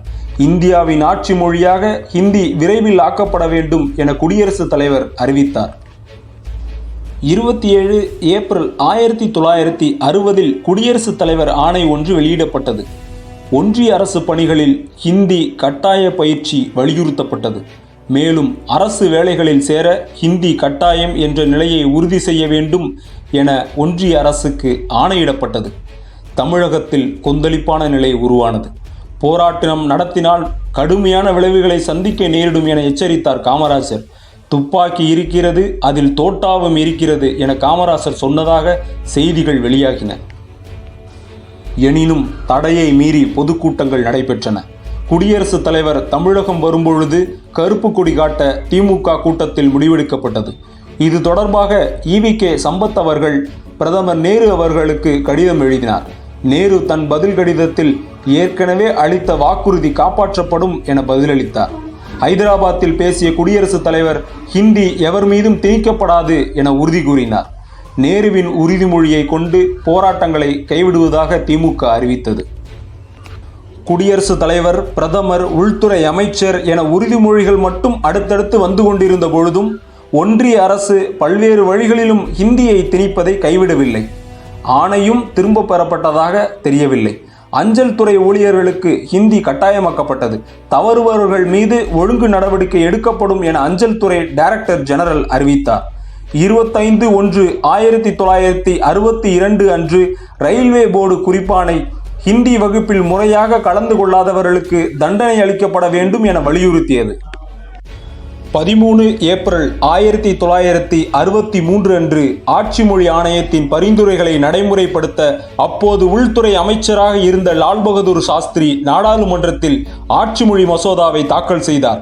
ஹிந்தி மொழியை கட்டாயமாக்க வேண்டும் என்ற இடங்களில் ஷால் என்று உறுதியாக சொன்ன சட்டம் ஆங்கிலம் பற்றி வரும் இடங்களில் பயன்படுத்தப்படலாம் என மே என்றது. அறிக்கையின் மீது விவாதங்களோ வாக்கெடுப்போ நடத்தப்படவில்லை. திருத்தங்களும் ஏற்கப்படவில்லை. காங்கிரசின் பெரும்பான்மையை காட்டி சட்டம் நிறைவேற்றப்பட்டதாக அறிவித்தார் சாஸ்திரி. நாடாளுமன்றத்தில் பிராங்க் ஆண்டனி அவர்கள் நேருவின் உறுதிமொழியை சுட்டிக்காட்டி பேசினார். நேருவுக்கும் ஆண்டனிக்கும் காரசார விவாதம் நடந்தது. நேரு, என் உறுதிமொழிக்கும் நாடாளுமன்ற சட்டத்திற்கும் தொடர்பில்லை. நாடாளுமன்றத்தின் அதிகாரத்தை கட்டுப்படுத்துவது முட்டாள்தனம் என கூறி தன் முந்தைய உறுதிமொழியை காற்றில் பறக்கவிட்டார். நேருவும் பெரும்பான்மைவாதத்திற்கு உடன்படுகிறார் என்று தெரிந்தது. தொடக்கத்திலிருந்து உறுதிமொழிகளை பிரதமர் நேரு அளித்து வந்தாரே ஒழிய அதற்கு சட்ட வடிவம் எதுவும் அளிக்கப்படவில்லை என்பது குறிப்பிடத்தக்கது. ஜனவரி 26, 1965 முதல் இந்தியாவின் ஒற்றை ஆட்சி மொழியாக ஹிந்தி மொழி இருக்கும் என்பது உறுதியானது. ஹிந்தி பேசாத சிறுபான்மை மொழி மக்களுக்கு போராட்டத்தை தவிர வேறு வழியில்லாமல் போனது. ஜனவரி 26, 1965 இந்தியாவின் ஒற்றை ஆட்சி மொழியாக ஹிந்தி ஆகும் என்று ஒன்றிய அரசு சட்டத்தின் மூலம் ஹிந்தி பேசாத மக்களுக்கு அதிர்ச்சி அளித்தது. நாடாளுமன்றத்தில் பேசிய கண்ணியமிகு காயிதே மில்லத் முகமது இஸ்மாயில் அவர்கள், மொழி என்பது ஒருவன் வாழ்க்கை முழுக்க பிரதிபலிப்பது, உணர்ச்சி பூர்வமானது. ஒரு மொழியை மட்டும் ஆட்சி மொழியாக ஏற்றுக்கொண்டால் அந்த மொழியை பேசுபவர்கள் ஆட்சியாளர்களாகவும் அம்மொழியை தாய்மொழியாக கொள்ளாதவர்கள் ஆளப்படுபவர்களாகவும் ஆகின்றனர். ஒரு மொழி ஆட்சி மொழியாவது முக்கியமா அல்லது இந்திய ஒற்றுமை முக்கியமா என ஹிந்தி ஆட்சி மொழி பிரச்சனையின் அடிநாதத்தை ஹிந்தி வெறியர்களுக்கு ஆழமாக பதிய வைத்தார். அப்போது நாடாளுமன்ற உறுப்பினராக இருந்த அண்ணா அவர்களின் பேச்சு முக்கியத்துவம் வாய்ந்தது. பெரும்பான்மை மக்கள் பேசும் ஹிந்தியைத்தான் ஆட்சி மொழியாக்க வேண்டும் என ஹிந்தி வெறியர்கள் குரல் எழுப்பிய போது, அப்படியென்றால் எண்ணிக்கையில் அதிகம் உள்ள காக்கைகளைத்தானே இந்தியாவின் தேசிய பறவையாக அறிவிக்க வேண்டும் என பதில் கேள்வி எழுப்பினார் அண்ணா. ஆனால் எதையும் நேரு அவர்கள் கேட்கவில்லை. திமுகவில் இருந்து அப்போது பிரிந்திருந்த ஈவி.கே. சம்பத் அவர்களின் தமிழ் தேசிய கட்சி போராட்டம் அறிவித்தது. அண்ணா தொடர்ச்சியாக போராட்டங்களை முன்னெடுக்கப் போவதாக அறிவித்தார். இங்கு 1938 இந்தி எதிர்ப்பு போராட்டத்தில் முக்கிய பங்காற்றிய இருவரின் நிலைப்பாடு மிக முக்கியமானது. ஒருவர் தமிழ் அரசு கழகத்தின் தலைவர் மாப்போசி. தமிழை ஆங்கிலம் அழித்து கொண்டிருக்கிறது. ஒன்றியத்தில் ஆங்கிலம் விடப்பட்டால் ஆங்கில ஆதிக்கம் முடியும். எனவே ஆங்கிலம் ஒழிக்கப்பட்டு ஹிந்தி வருவதை ஏற்க வேண்டும் என கூறினார். ஆனால் அவர் கணிக்க தவறியது, இன்று ஆங்கிலம் இருக்கும் இடத்தை நாளை ஹிந்தி எடுத்துக்கொள்ளும், தமிழ் அப்போதும் பாதிக்கப்படும் என்பது. மற்றொருவர் திராவிடர் கழக தலைவர் பெரியார். ஹிந்தி எதிர்ப்பு போராட்டம் தமிழகத்தில் காங்கிரஸ் ஆட்சியை கவிழ்க்க பார்ப்பனர்கள் செய்யும் சதி என்றார். மேலும் அண்ணா இதன் மூலம் செல்வாக்கு பெற்றுவிடக்கூடாது என்பதும் அவர் நோக்கமாக இருந்தது. இந்த நிலையில் காமராசர் முதல்வர் பதவியிலிருந்து விலகி பக்தவச்சலம் முதல்வர் பொறுப்புக்கு வந்தார். அக்டோபர் 6, 1963 மாணவர்களால் நடத்தப்பட்ட ஹிந்தி எதிர்ப்பு மாநாடு திருச்சியில் நடந்தது. மாணவர்கள் நா. காமராசன், க. காளிமுத்து, பே. சீனிவாசன் ஆகியோரால் ஏற்பாடு செய்யப்பட்ட அந்த மாநாட்டில் ராஜாஜி, அண்ணா, காயிதே மில்லத் ஆகியோர் கலந்து கொண்டு தங்கள் எதிர்ப்பை பதிவு செய்தனர். ஆம், 1938 பள்ளிகளில் ஹிந்தியை திணித்த ராஜாஜி தற்போது ஹிந்தி ஒற்றையாட்சி மொழியாக்கப்படுவதை கடுமையாக எதிர்த்தார். அக்டோபர் 13, 1963 அன்று ஹிந்தி ஆட்சி மொழியை கட்டாயமாக்கும் இந்திய அரசியலமைப்பு சட்டத்தின் 17வது பிரிவின் நகலை எரித்ததற்காக அண்ணா கைது செய்யப்பட்டு 6 மாதம் தண்டனைக்குள்ளாக்கப்பட்டார். 1964 மே 27 பாரத பிரதமர் நேரு மறைந்தார். அவரது மறைவிற்கு பின் தீவிர ஹிந்தி ஆதரவாளரான லால் பகதூர் சாஸ்திரி இந்தியாவின் பிரதமரானார். அவர் இந்தி ஆட்சி மொழி திட்டத்தில் மிகுந்த ஆர்வம் காட்டினார். நாளுக்கு நாள் மக்கள் மற்றும் மாணவர் ஆதரவு அதிகரித்து வரும் தமிழக ஹிந்தி போராட்டம் அப்போது அகில இந்திய காங்கிரசின் தலைவராக இருந்த காமராசருக்கு தலைவலியை உண்டாக்கியது. இப்போது நாட்டின் முக்கிய பிரச்சனை சோத்து பிரச்சனையே தவிர மொழி பிரச்சனை அல்ல என்றார் காமராசர். அவ்வாறெனின் சோத்து பிரச்சனையில் கவனம் செலுத்தாமல் ஏன் இந்தியை திணிக்கிறார் சாஸ்திரி என்று குரல்கள் தமிழகத்தில் இருந்து எழுந்தன. பேரணிகள், மறியல், கருப்பு கொடி காட்டுவது என தமிழகம் முழுக்க தொடர் போராட்டங்கள் நடந்தன. திருச்சி மாவட்டம் கீழப்படுவூரைச் சேர்ந்தவர் சின்னசாமி அவர்கள். தனது சொந்த வேலை காரணமாக ரயிலில் சென்னை வந்து கொண்டிருந்த சின்னசாமி அவர்கள் அதே ரயிலில் முதல்வர் பக்தவச்சலமும் வருவதை அறிந்தார். சென்னை எழும்பூரை ரயில் அடைந்ததும் பக்தவச்சலத்திடம் பேச சின்னசாமி முயன்றார். ஹிந்தி திணிப்பை தடுத்து நிறுத்தி தமிழை காப்பாற்ற ஏதேனும் செய்யக்கூடாதா என முதல்வரிடம் கேள்வி எழுப்பிய சின்னசாமியிடம் எதுவும் சொல்லாமல் எரிச்சலுடன் சென்று விட்டார் பக்தவச்சலம். ஹிந்தி திணிப்பை தடுக்க தன்னால் முடிந்ததை செய்ய வேண்டும் என்று எண்ணிய சின்னசாமி, தமிழே நீ வாழ வேண்டும் என்பதற்காக நான் துடியாக துடித்து சாகப் போகிறேன். இதை பார்த்த பிறகாவது ஏன் ஹிந்தி, எதற்காக ஹிந்தி என மக்கள் கேள்வி கேட்கட்டும் என தன் நண்பருக்கு கடிதம் எழுதி வைத்துவிட்டு 25 ஜனவரி 1964 அன்று திருச்சி ரயில் நிலையத்தில் காலை 11 மணிக்கு ஹிந்தி ஒழிக தமிழ் வாழ்க என கோஷம் எழுப்பியபடியே பெட்ரோல் ஊற்றி தன்னை பற்ற வைத்து கொண்டார். பற்ற வைத்த நெருப்பு ஓங்கி வளர்ந்தது. அவர் குரல் கொஞ்சம் கொஞ்சமாக அடங்கியது. ஹிந்திக்காக மேலும் ஒரு உயிரை காவு கொடுத்தது தமிழகம். சின்னசாமியின் மரணம் தமிழகம் முழுக்க அதிர்வலைகளை ஏற்படுத்தியது. ஹிந்தி ஆட்சி மொழியாகும் நாள் நெருங்க நெருங்க போராட்டங்களும் தீவிரமடைந்தது. ஜனவரி 17, 1965 ஆண்டு திருச்சியில் நீதி கட்சி தலைவர் PT ராஜன் தலைமையில் ஹிந்தி எதிர்ப்பு மாநாடு கூட்டப்பட்டது. இந்த மாநாட்டில் முத்தமிழ் காவலர் கியாபே விஸ்வநாதம், ராஜாஜி, கருமுத்து தியாகராஜர், GD நாயுடு ஆகியோர் கலந்து கொண்டனர். ராஜாஜி பேசுகையில் அரசியலமைப்பு சட்டம் 17 தூக்கி கடலில் போடுங்கள் என்று பேசினார். அம்மாநாட்டில் தொடர்ச்சியாக போராட்டங்களை முன்னெடுக்க முடிவு செய்யப்பட்டது. தமிழகம் முழுக்க மறியல், பேரணிகள் ஹிந்தி திணிப்புக்கு எதிராக நடந்தன. ஹிந்தி ஆட்சி மொழியாகும் 1965 ஜனவரி 26 துக்க நாளாக கடைபிடிப்பதாக அண்ணா அறிவித்தார். ஜனவரி 25 அன்று வகுப்புகளை புறக்கணிப்பதாக மாணவர்கள் அறிவித்தனர். குடியரசு தினத்தை துக்க நாளாக திமுக கடைபிடிப்பதை ஏற்க முடியாது. கருப்பு கொடி கட்டவும் அனுமதி கிடையாது. திமுகவினர் மீது கடுமையான நடவடிக்கை எடுக்கப்படும். மக்கள் அவர்களை தாக்கினாலும் பாதுகாப்பு தரப்படாது என பக்தவச்சலம் செருக்குடன் கூறிக்கொண்டிருந்த அதே நேரத்தில் சின்னசாமி அவர்கள் 1ஆம் ஆண்டு நினைவு தினமான 25 அன்றே போராட்டத்தை துவங்குவது என மாணவர்கள் முடிவு செய்திருந்தனர். பக்தவச்சலம் உள்ளிட்ட சில தலைவர்கள் ஹிந்தியை எதிர்ப்பது திமுக என்ற ஒரு கட்சி மட்டும்தான் என்ற தவறான கணிப்பை கொண்டிருந்தனர். உண்மையில் ஹிந்தி எதிர்ப்பு போராட்டம் கட்சி எல்லைகளை கடந்து மக்கள் போராட்டமாக எழுந்து கொண்டிருந்தது. அதை அவர்கள் கணிக்கவில்லை. மாணவர்கள் போராட்டம் தமிழகமெங்கும் தீவிரமடைந்தது. சென்னை, மதுரை, திருச்சி, கோவை, தஞ்சை, நெல்லை, சிதம்பரம், புதுச்சேரி, திருப்பதி என தமிழகமெங்கும் மாணவர்கள் பெருமளவில் திரண்டனர். மாநிலம் முழுவதும் இருந்த கல்லூரிகளுக்கு போராட்ட விவரங்கள் மற்றும் அறிக்கைகள் கடிதங்கள் வாயிலாக அனுப்பப்பட்டிருந்தது. ஹிந்தி இந்தியாவின் ஆட்சி மொழியாகும் 26 ஜனவரிக்கு ஒரு நாள் முன்பாகவே போராட்டம் துவங்கியது. மதுரையில் மாணவர்கள் சார்பில் 17வது சட்டப்பிரிவு நகல் எரிப்புடன் போராட்ட ஊர்வலம் துவங்கியது. குடியரசு தின விழாவுக்காக காங்கிரஸ் கட்சியினர் ஏற்பாடு செய்து வைத்திருந்த வளைவுகள் சேதப்படுத்தப்பட்டன. ஹிந்திக்கு ஆதரவாக இயங்கி வந்த காங்கிரஸ் சார்பு மாணவர்கள் அமைப்புகள் ஊர்வலத்தில் சென்றவர்களை தாக்கின. இதனால் மோதல் எழுந்தது. காவல்துறை கண்ணீர் புகை கொண்டு தடியடி பிரயோகம் செய்தது. மதுரை மட்டுமல்லாது தமிழகம் முழுக்க இருந்து போராட்டங்கள் வெடித்தன. சென்னையில் அனைத்து கல்லூரி மாணவர்களும் இணைந்து மிகப்பெரிய பேரணி ஒன்றை நடத்தினர். கண்டன ஊர்வலம் நேப்பியர் பூங்காவை அடைந்ததும் நிறைவுற வேண்டும் என்பது மாணவர் கூட்டத்தில் எடுக்கப்பட்ட முடிவு. போலீஸ் படை குவிக்கப்பட்டது. கடற்கரையில் ஹிந்தி புத்தகங்களை மாணவர்கள் எரித்தனர். மாலை 5 மணிக்கு 50,000க்கும் மேற்பட்ட மாணவர்கள் பங்கேற்ற கூட்டம் நடைபெற்றது. கூட்டத்திற்கு சட்டக்கல்லூரி மாணவர் ரவிச்சந்திரன் தலைமையேற்றார். மாநில கல்லூரி மாணவர் ராஜா முகமது பேசுகையில், மாணவர்கள் சென்னை கோட்டை முன்பு உண்ணாவிரதம் இருக்கப் போவதாக அறிவித்தார். சீனிவாசன் என்ற மாணவர் பேசுகையில், குடியரசு தின தேசிய மாணவர் படை அணிவகுப்பில் மாணவர்கள் கலந்து கொள்ள மாட்டோம் என அறிவித்தார். மேலும் தேசிய மாணவர் படை கட்டளைகள் ஹிந்திக்கு பதிலாக ஆங்கிலத்தில் அறிவிக்கப்பட வேண்டும் என கோரினார். மாணவர்கள் கோட்டையை நோக்கி புறப்பட்டனர்.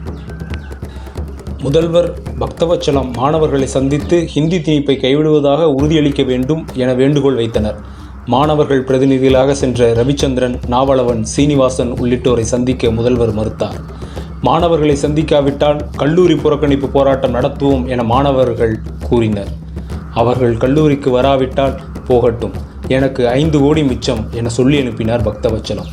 தொடர்ச்சியாக போராட்டங்கள் நடத்துவது என மாணவர்கள் முடிவெடுத்தனர்.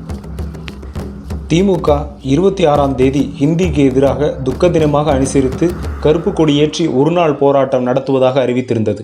அதனை தடுக்க இரவோடு இரவாக அண்ணா, மதியழகன், நெடுஞ்செழியன் உள்ளிட்ட தலைவர்கள் கைது செய்யப்பட்டனர்.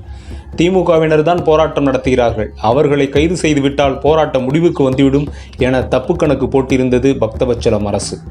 எந்த கட்சியும் சாராத மாணவர் மற்றும் மக்கள் போராட்டமே தமிழகத்தை உலுக்கி கொண்டிருந்தது. இதை அவர்கள் உணரவில்லை. இந்தி ஆட்சி மொழியாகும். 26 ஜனவரி 1965 அன்று சென்னை முழுக்க பரபரப்பான செய்தி பரவியது. 26 அதிகாலை கோடம்பாக்கத்தைச் சேர்ந்த சிவலிங்கம் என்ற இளைஞர் தன் உடலில் பெட்ரோல் ஊற்றி நெருப்பு வைத்து தன் உயிரை தியாகம் செய்தார். எரிந்திருந்த சிவலிங்கத்தின் உடலுக்கு அருகில் உயிர் தமிழுக்கு, உடல் தீக்கு என எழுதப்பட்ட காகிதங்கள் கிடந்தன.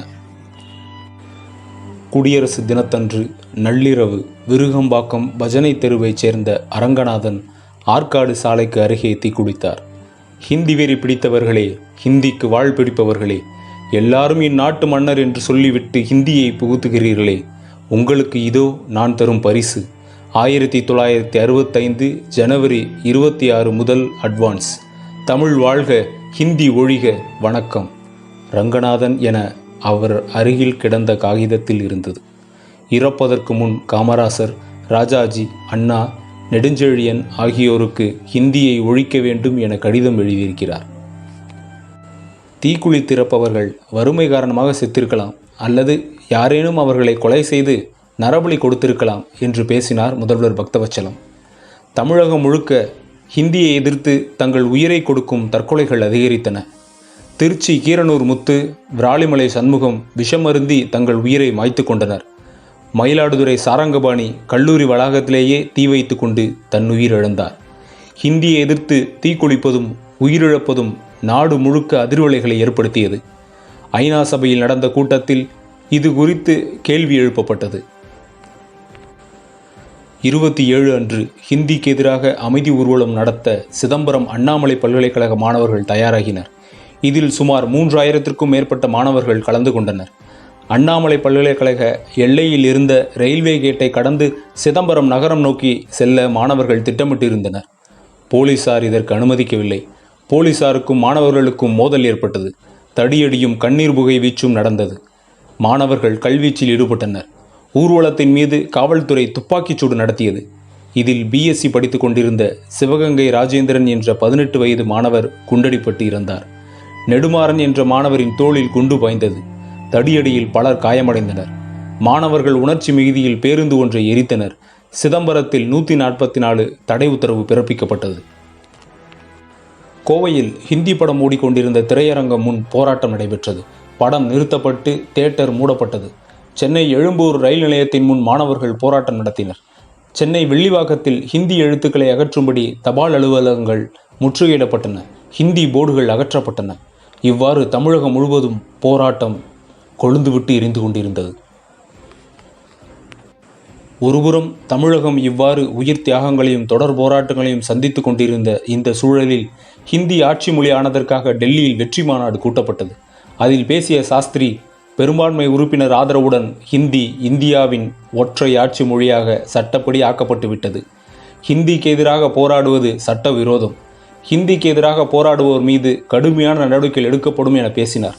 திமுக தான் இது எல்லாவற்றுக்கும் காரணம் என அறிக்கை விடுத்தார் பிரதமர் லால் பகதூர் சாஸ்திரி. 25 இரவே திமுகவினர் கைது செய்யப்பட்டிருக்க, திமுகவுக்கும் மாணவர்களின் ஹிந்தி எதிர்ப்பு போராட்டத்திற்கும் எந்த தொடர்பும் இல்லை, இது குழப்பம் விளைவிக்கும் முயற்சி என அண்ணா அறிக்கை விடுத்தார். உண்மையில் திமுக அறிவித்திருந்தது ஒரு நாள் துக்க நாள் அனுசரிப்பு மற்றும் கருப்பு கொடி போராட்டம் மட்டுமே. அதுவும் திமுகவினர் கைதால் நடைபெறவில்லை. மக்களும் மாணவர்களும் தன்னெழுச்சியாக இந்தியை எதிர்த்து போராடுவதை சாஸ்திரியும் பக்தவச்சலமும் நம்பவில்லை, அல்லது திமுகவை மற்றும் குறை கூறி மக்கள் அனைவரும் ஆதரவு தெரிவிக்கின்றனர் என்பது போன்ற ஒரு பிம்பத்தை கட்டமைக்க விரும்பினர். உண்மையை எவ்வளவு மூடி மறைத்தாலும் அது வெளிப்படத்தான் செய்யும். லயோலா கல்லூரி மாணவர்கள் கைது செய்யப்பட்ட மாணவர்களை விடுதலை செய்யும்படியும் ஹிந்தி திணிப்பை உடனடியாக கைவிடும்படியும் கோரி 1000க்கும் மேற்பட்டோர் உண்ணாவிரதம் துவங்கினர். போராட்டங்களின் உண்மையான மையம் மாணவர்கள்தான் என உலகுக்கு தெரிய வந்தது. அரசும் தாமதமாக உணர்ந்தது. மாணவர்கள் போராட்டங்களை தடுக்கும் விதமாக பிப்ரவரி 8 வரை கல்லூரிகளுக்கும் விடுதிகளுக்கும் விடுமுறை அளிப்பதாக அறிவித்தது. மாணவர்கள் ஒன்று கூடுவது இதன் மூலம் தடுக்கப்படும், எனவே போராட்டங்கள் மட்டுப்படும் என்பது அவர்கள் கணிப்பு. மாறாக நகரங்களிலிருந்து சிறு நகரங்கள் மற்றும் கிராமங்களுக்கு சென்ற மாணவர்கள் மூலம் கிராமங்களுக்கும் பள்ளிகளுக்கும் போராட்டம் விரிவடைய துவங்கியது. ஜனவரி 31 திமுக தலைவர்கள் விடுதலை செய்யப்பட்டனர். திமுக தலைவர் அண்ணா மாணவர்கள் போராட்டத்தை கைவிட வேண்டும் என வேண்டுகோள் விடுத்தார். மாணவர்கள் அதனை ஏற்கவில்லை.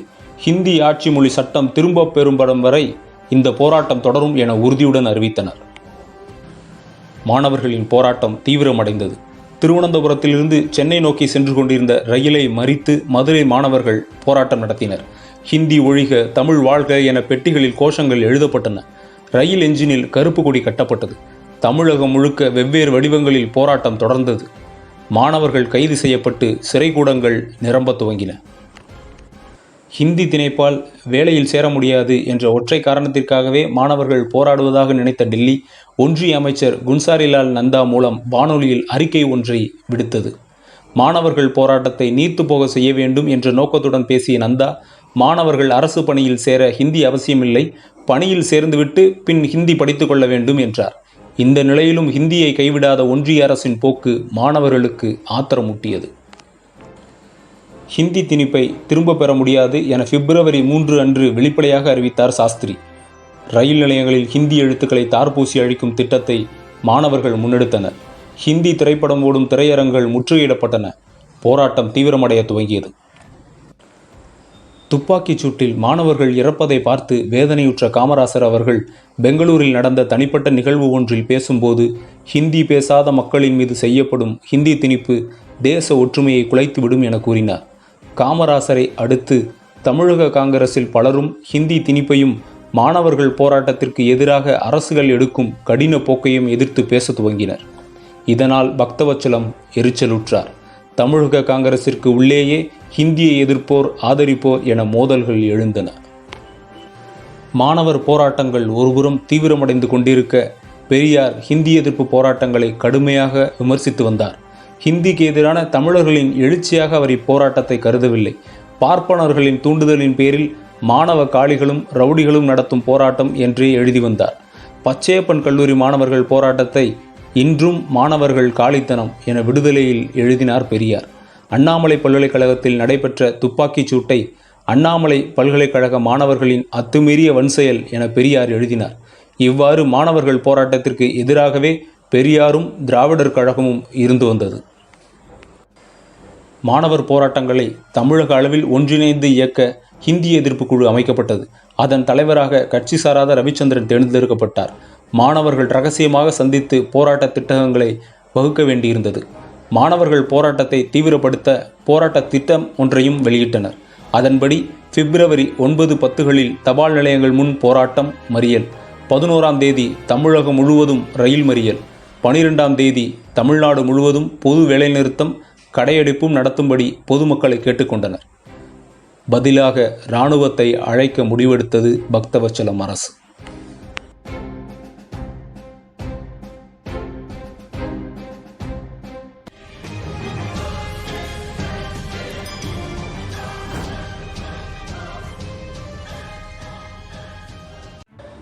ஜனவரி 25ஆம் தேதியிலிருந்து தொடர்ச்சியாக மாணவர் போராட்டம் தமிழகத்தை உலுக்கிக் கொண்டிருந்தது. பிரதமர் சாஸ்திரியும் அமைச்சர்களும் சில வாக்குறுதிகளை கொடுத்திருந்தாலும் உறுதியான சட்டங்கள் இயற்றப்படும் வரை போராட்டம் தொடரும் என மாணவர்கள் அறிவித்தனர். அமைதி திரும்புவதாக நம்பிய அரசு கல்லூரிகளை 8ஆம் தேதி திறந்தது. ஆனால் மாணவர்கள் யாரும் வரவில்லை. வகுப்பறைகள் வெறிச்சோடின. மாணவர்கள் 12ஆம் தேதி வரை போராட்ட திட்டங்களை அறிவித்தனர். மாணவர் போராட்டங்களை தொடக்கத்திலிருந்தே குறைத்து மதிப்பிட்டு வந்த பக்தவச்சலம் இப்போது காவல்துறையை முடுக்கிவிட்டார். அரசு மேலும் மாணவர்கள் போராட்டம் தொடருவதை விரும்பவில்லை.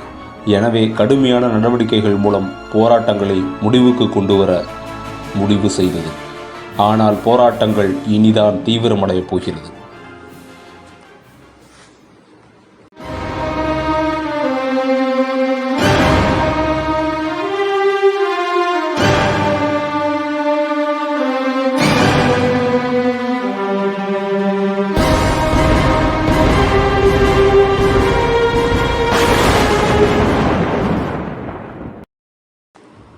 மாணவர்கள் போராட்டத்திற்கு தொடர்ந்து எதிர்ப்பு தெரிவித்து வந்த பெரியார் 8 அன்று விடுதலை இதழில் அடக்குமுறைதான் அராஜகத்திற்கு பரிகாரம் என்ற தலையங்கத்தில் எழுதினார்.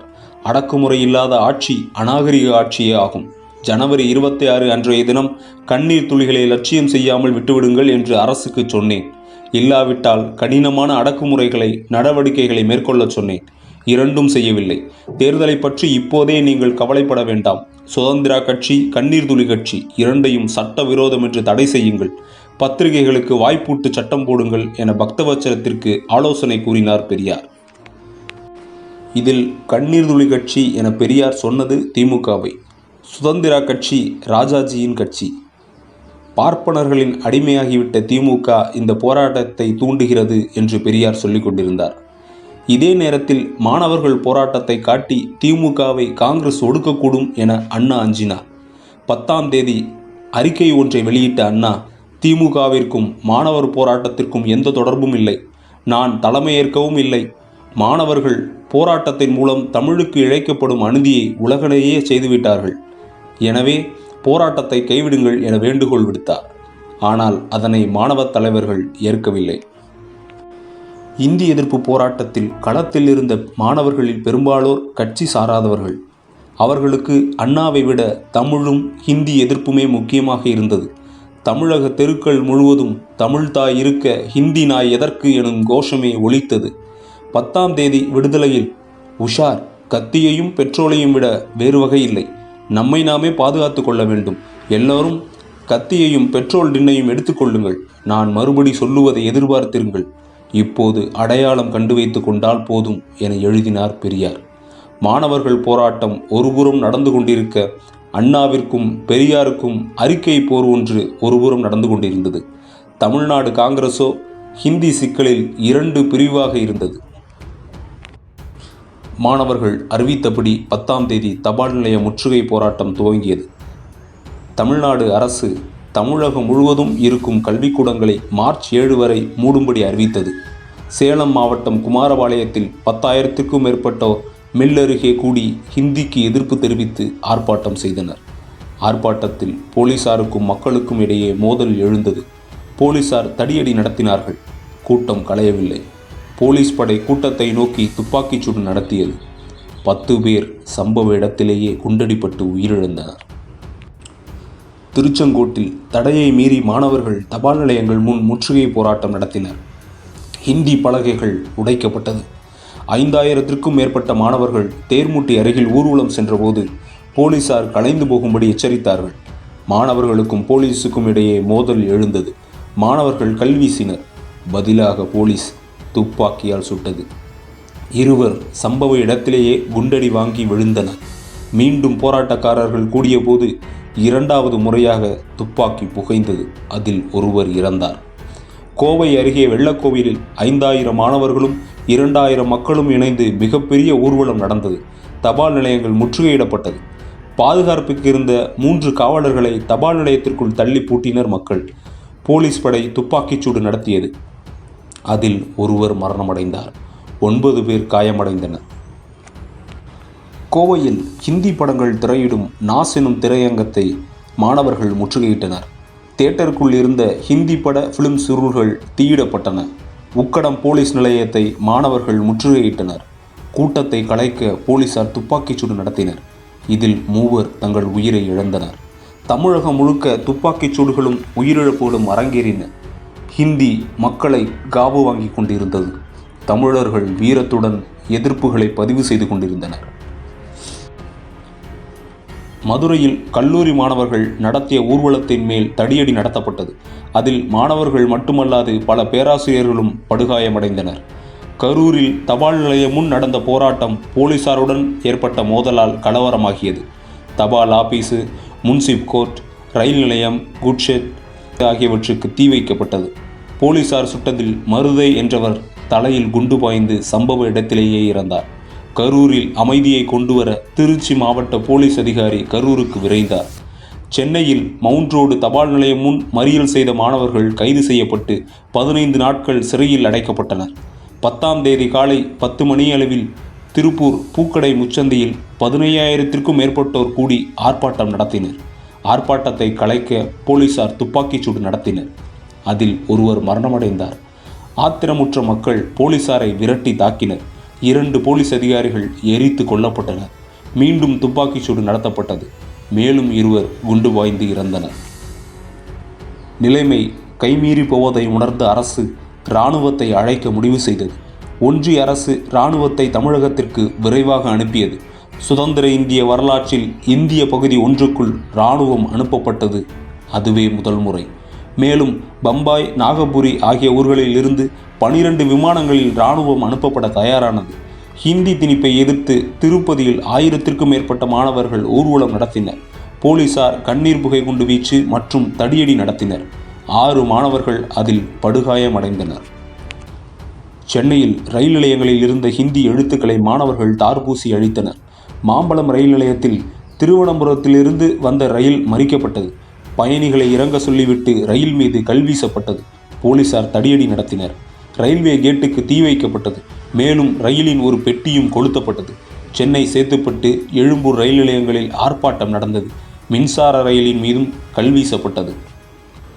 10ஆம் தேதி இரவு திருச்சி கடவூர் பஞ்சாயத்து ஐயம்பாளையத்தை சேர்ந்த பள்ளி தலைமை ஆசிரியர் வீரப்பன் அவர்கள் ஹிந்தி திணிப்பை கண்டித்து பெட்ரோல் ஊற்றி நெருப்பு வைத்து கொண்டார். சிறிது நேரத்தில் அவர் உயிர் பிரிந்தது. இரவு 7:30 மணிக்கு சத்தியமங்கலத்தைச் சேர்ந்த முத்து நெருப்பு வைத்து கொண்ட தகவல் கிடைத்தது. 6 நாட்கள் மரணப்படுக்கையில் இருந்த முத்து 18/2 அன்று மருத்துவமனையில் மரணமடைந்தார். 10 ஜனவரி 1965 ஒரு நாளில் மட்டும் தமிழகம் முழுக்க 24 பேர் துப்பாக்கி குண்டுகளுக்கு இரையாயிருந்தனர். மொழி திணிப்புக்கு எதிராக தமிழக மக்கள் போராடுவதும் தொடர்ச்சியாக உயிர்கள் பலியாவதும் காங்கிரசின் உள்ளேயே இருந்த பலரின் மனசாட்சியை உலுக்கியது. ஆங்கிலம் நீடிக்கும் எனும் நேருவின் வாக்குறுதியை சட்டமாக நிறைவேற்ற வேண்டும் என ஒன்றிய உணவு அமைச்சராக இருந்த சி. சுப்பிரமணியம் அமைச்சரவை கூட்டத்தில் வலியுறுத்தினார். சாஸ்திரி அதை ஏற்கவில்லை. ஒன்றிய அமைச்சர்களாக இருந்த தமிழகத்தை சேர்ந்த சி. சுப்பிரமணியம், ஓ.வி. அழகேசன் ஹிந்தி திணிப்பை எதிர்த்து தங்கள் பதவிகளை ராஜினாமா செய்தனர். இது நாடு முழுவதும் அதிர்வலைகளை ஏற்படுத்தியது. இருந்தபோதும் சாஸ்திரி தன் நிலையை மாற்றிக்கொள்ளவில்லை. அமைச்சர்களின் ராஜினாமாவை ஏற்கும்படி குடியரசுத் தலைவருக்கு பரிந்துரை அனுப்பினார். ஆனால் குடியரசுத் தலைவர் ராதாகிருஷ்ணன் அவர்கள் அதை ஏற்கவில்லை. இந்தியாவிலிருந்து தமிழகம் பிரிந்து போக வேண்டாம் என்றால் ராஜினாமா குறித்த உங்கள் பரிந்துரையை திரும்ப பெற்றுக் கொள்ளுங்கள் என்று அறிவுறுத்தினார். சாஸ்திரி தன் பரிந்துரையை திரும்ப பெற்றார். தமிழகத்தில் இருந்து வந்த அமைச்சர்களின் ராஜினாமா கடிதம் ஹிந்தி எதிர்ப்பு போராட்டம் எதை நோக்கி சென்று கொண்டிருக்கிறது என்பதை சாஸ்திரிக்கு உணர்த்தியது. வானொலியில் பேசிய அவர் நேருவின் உறுதிமொழி காப்பாற்றப்படும் என கூறினார். ஆனால் மாணவர் தலைவர்கள் அரசு உறுதியான நடவடிக்கைகளை எடுத்தால் ஒழிய போராட்டங்களை திரும்ப பெற முடியாது என அறிவித்தனர். ஜனவரி 12ஆம் தேதி பொது கடையெடுப்பு மாணவர்கள் அழைப்பு விடுத்திருந்தனர். அனைத்து கடைகளும் நிறுவனங்களும் மாணவர்களுக்கு ஆதரவளித்து அடைக்கப்பட்டது. தமிழகத்தை இராணுவம் தன் கட்டுப்பாட்டில் கொண்டு வந்திருந்தது. தமிழகம் முழுக்க ஆர்ப்பாட்டம் நடந்தது. பல இடங்களில் இராணுவத்திற்கும் மக்களுக்கும் மோதல்கள் வெடித்தன. பொள்ளாச்சியில் நடந்த ஆர்ப்பாட்டத்தை கலைக்க போலீசார் நடத்திய துப்பாக்கி சூட்டில் 10 பேர் பலியானார்கள். இது அரசு சொன்ன எண்ணிக்கை. ஆனால் பொள்ளாச்சி நகரம் முழுக்க பல்வேறு இடங்களில் நடந்த துப்பாக்கி சூட்டில் இறந்தவர்களின் எண்ணிக்கை 100க்கும் அதிகமாக இருக்கும் என சில கணக்குகள் தெரிவிக்கின்றன. ஈரோட்டை அடுத்த சென்னிமலையில் 10,000 பேர் ஊர்வலமாக தபால் நிலையம் நோக்கி சென்றனர். தடியடி நடத்தியும் மக்களை தடுக்க இயலவில்லை. வானத்தை நோக்கி போலீசார் சுட்டபோதும் மக்கள் அஞ்சவில்லை. எனவே போலீசார் துப்பாக்கி சூடு செய்தனர். 66 ரவுண்டுகள் போலீஸ் மக்களை நோக்கி சுட்டது. குண்டு பாய்ந்து 3 மரணமடைந்தனர். புதுச்சேரியில் ஹிந்தி திணிப்பை எதிர்த்து ஆர்ப்பாட்டம் தீவிரமாக நடந்து கொண்டிருந்தது. புதுச்சேரி ரயில் நிலையம், அரசாங்க மதுபான தயாரிப்பு தொழிற்சாலை, ரங்கப்பள்ளி தெரு ஆகிய 3 இடங்களில் போலீசார் சுட்டனர். முதல் ரவுண்டு துப்பாக்கி சூட்டில் 4 பேர் உயிர்விட்டனர். 2வது முறை சுட்டதில் 6 பேர் இறந்தனர். ஆர்ப்பாட்டம் கலவரமானது. ரயில் நிலையம் எரிக்கப்பட்டது. போலீஸ் வாகனங்கள் தாக்கப்பட்டன. டெலிபோன் கம்பிகள் துண்டிக்கப்பட்டன. புதுச்சேரி முழுவதும் வேலை நிறுத்தமும் கடையடைப்பும் நடந்தது. புதுச்சேரிக்கு 22 லாரிகளில் இராணுவம் அனுப்பப்பட்டது. துப்பாக்கிச்சூடு செய்திகள் அறிந்து தமிழகம் கொந்தளிப்பு நிலைக்கு சென்றது. பல இடங்களில் அமைதி போராட்டங்கள் கட்டுப்பாட்டை இழக்க துவங்கின. திருச்சியில் தந்தி கம்பிகள் அறுக்கப்பட்டது. மரக்கடை தபால் நிலையத்திற்கு தீ வைக்கப்பட்டது. போலீசார் நடத்திய துப்பாக்கிச் சூட்டில் ஒருவர் இறந்தார். ஜாபர்சா தெரு அருகில் நடத்த துப்பாக்கிச் சூட்டில் ஒருவர் மரணமானார். 3 பேர் காயமடைந்தார்கள். செங்கல்பட்டு அருகில் சிங்கப்பெருமாள் கோவில் ரயில் நிலையத்தில் நடந்த ஆர்ப்பாட்டத்தில் ரயில் சிக்னல்கள் உடைக்கப்பட்டன. தஞ்சையில் அரசு பேங்குகளுக்கு தீ வைக்கப்பட்டது. ஆற்காட்டில் அரசாங்க கதர் கடைக்கு தீ வைக்கப்பட்டது. அரசாங்க தச்சு ஆலைகளுக்கும் தீ வைக்கப்பட்டது. போலீசார் சுட்டதில் ஒருவர் இறந்தார். 9 பேர் காயமடைந்தனர். ஜோலார்பேட்டையில் ரயில் நிலைய போராட்டத்தில் நடத்தப்பட்ட துப்பாக்கிச் சூட்டில் 2 இறந்தனர். பேரணாம்பேட்டை பள்ளிக்கு அருகில் நடந்த ஆர்ப்பாட்டத்தை கலைக்க நடந்த துப்பாக்கி சூட்டில் 3 மாணவர்கள் மாண்டனர். சாத்தூர் மற்றும் முதுகுளத்தூரில் தடையை மீறி நடத்தப்பட்ட ஊர்வலத்தின் மேல் தடியடி நடத்தப்பட்டது. இதில் 13 பேர் படுகாயமடைந்தனர். 12ஆம் தேதி மட்டும் 31 பேர் துப்பாக்கிச் சூட்டிற்கு பலியானதாக செய்திகள் வெளியாகின. ஆனால் உண்மையான இறப்புகள் அதைவிட அதிகம். காங்கிரசின் நடவடிக்கைகளுக்கு முழுமையான ஒத்துழைப்பு அளித்த பெரியார் பொள்ளாச்சியில் போராட்டத்தை இராணுவம் அடக்கியது. காளிகள் மீது சுட்டதில் 10 பேர் மாண்டனர் என விடுதலையில் எழுதினார். மதுரைக்கு அருகே கூடலூரில் நடந்த ஆர்ப்பாட்டத்தில் தபால் நிலையம் சூறையாடப்பட்டது. இதை அடுத்து போலீசார் நடத்திய துப்பாக்கி சூட்டில் 3 பலியாகினர். ஆத்திரமடைந்த ஆர்ப்பாட்டக்காரர்கள் போலீசாரை தாக்கினர். 2 போலீஸ்காரர்கள் இதில் இறந்தனர். 2ஆம் கட்டமாக நடத்தப்பட்ட துப்பாக்கி சூட்டில் 21 பேர் இறந்தனர். தமிழகம் முழுக்க 3 நாட்களுக்கு ரயில்கள் ஓடவில்லை. சென்னை, கோவை, சேலம், ஆற்காடு, தஞ்சை, நெல்லை, திருச்சி, புதுச்சேரி என தமிழகம் முழுக்க ஆர்ப்பாட்டங்கள் நடப்பதும் உயிர் பலிகள் ஏற்படுவதும் தொடர்ந்தது. மேலும் இராணுவ படைகளை வரவழைக்க அரசு முடிவு செய்தது. மாணவர் தலைவர்கள் பலர் பாதுகாப்பு சட்டத்தின் கீழ் ரகசியமாக கைது செய்யப்பட்டனர். மாணவர்கள் பெருமளவில் கைது செய்யப்பட்டனர். பலர் கைது செய்யப்பட்டது பல நாட்களுக்கு பின்னரே தெரிய வந்தது. அந்த அளவு மாணவர்களை ரகசியமாக போலீஸ் அடைத்து வைத்திருந்தது. மாணவர் தலைவர்களின் மேல் அரசின் பிடி இறுக துவங்கியது.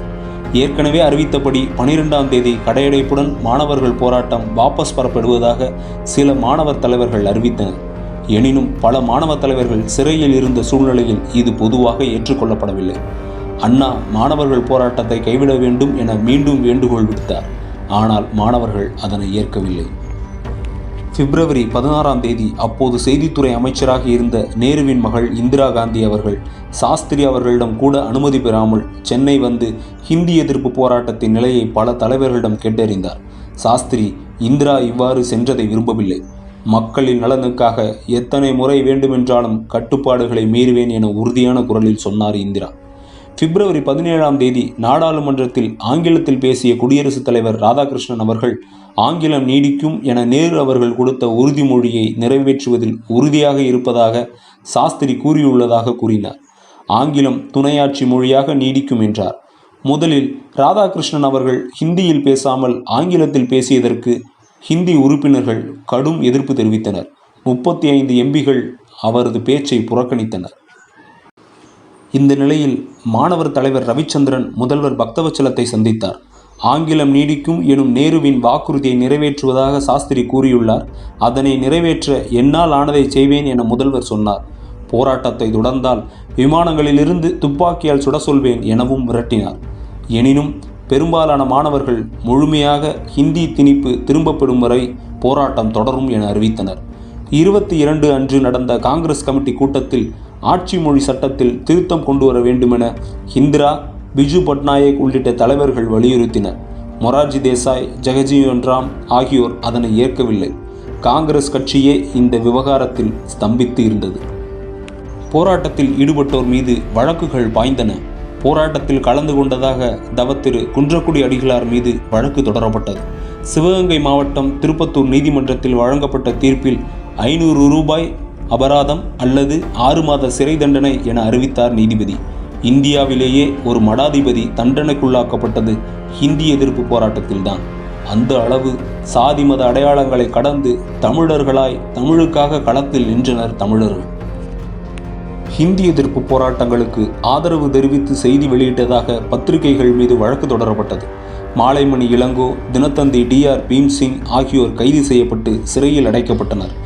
ஹிந்தி எதிர்ப்பு போராட்டத்தில் முக்கிய பங்காற்றியவர் முத்தமிழ் காவலர் கியாபே விஸ்வநாதம் அவர்கள். 1938 முதல்கட்ட ஹிந்தி எதிர்ப்பு போராட்டத்தில் 480 நாட்களில் 314 ஊர்களில் நடைபெற்ற 617 கூட்டங்களில் கலந்து கொண்டு பெரும் எழுச்சியை உண்டாக்கியிருந்தார். ஜனவரி 14 1965 போராட்டத்தின் போது திருச்சி ஹிந்தி எதிர்ப்பு மாநாடு கூட்டியதும் அவரே. ஹிந்தி எதிர்ப்பிற்காக மக்களை தூண்டியதாக இப்போது பாதுகாப்பு சட்டப்படி திருச்சியில் இருந்த அவர் வீட்டில் கைது செய்யப்பட்டார். கியாபே கைது செய்யப்பட்ட போவதை அறிந்ததும் ஆண்களும் பெண்களுமாக பெரும் கூட்டம் கூடிவிட்டது.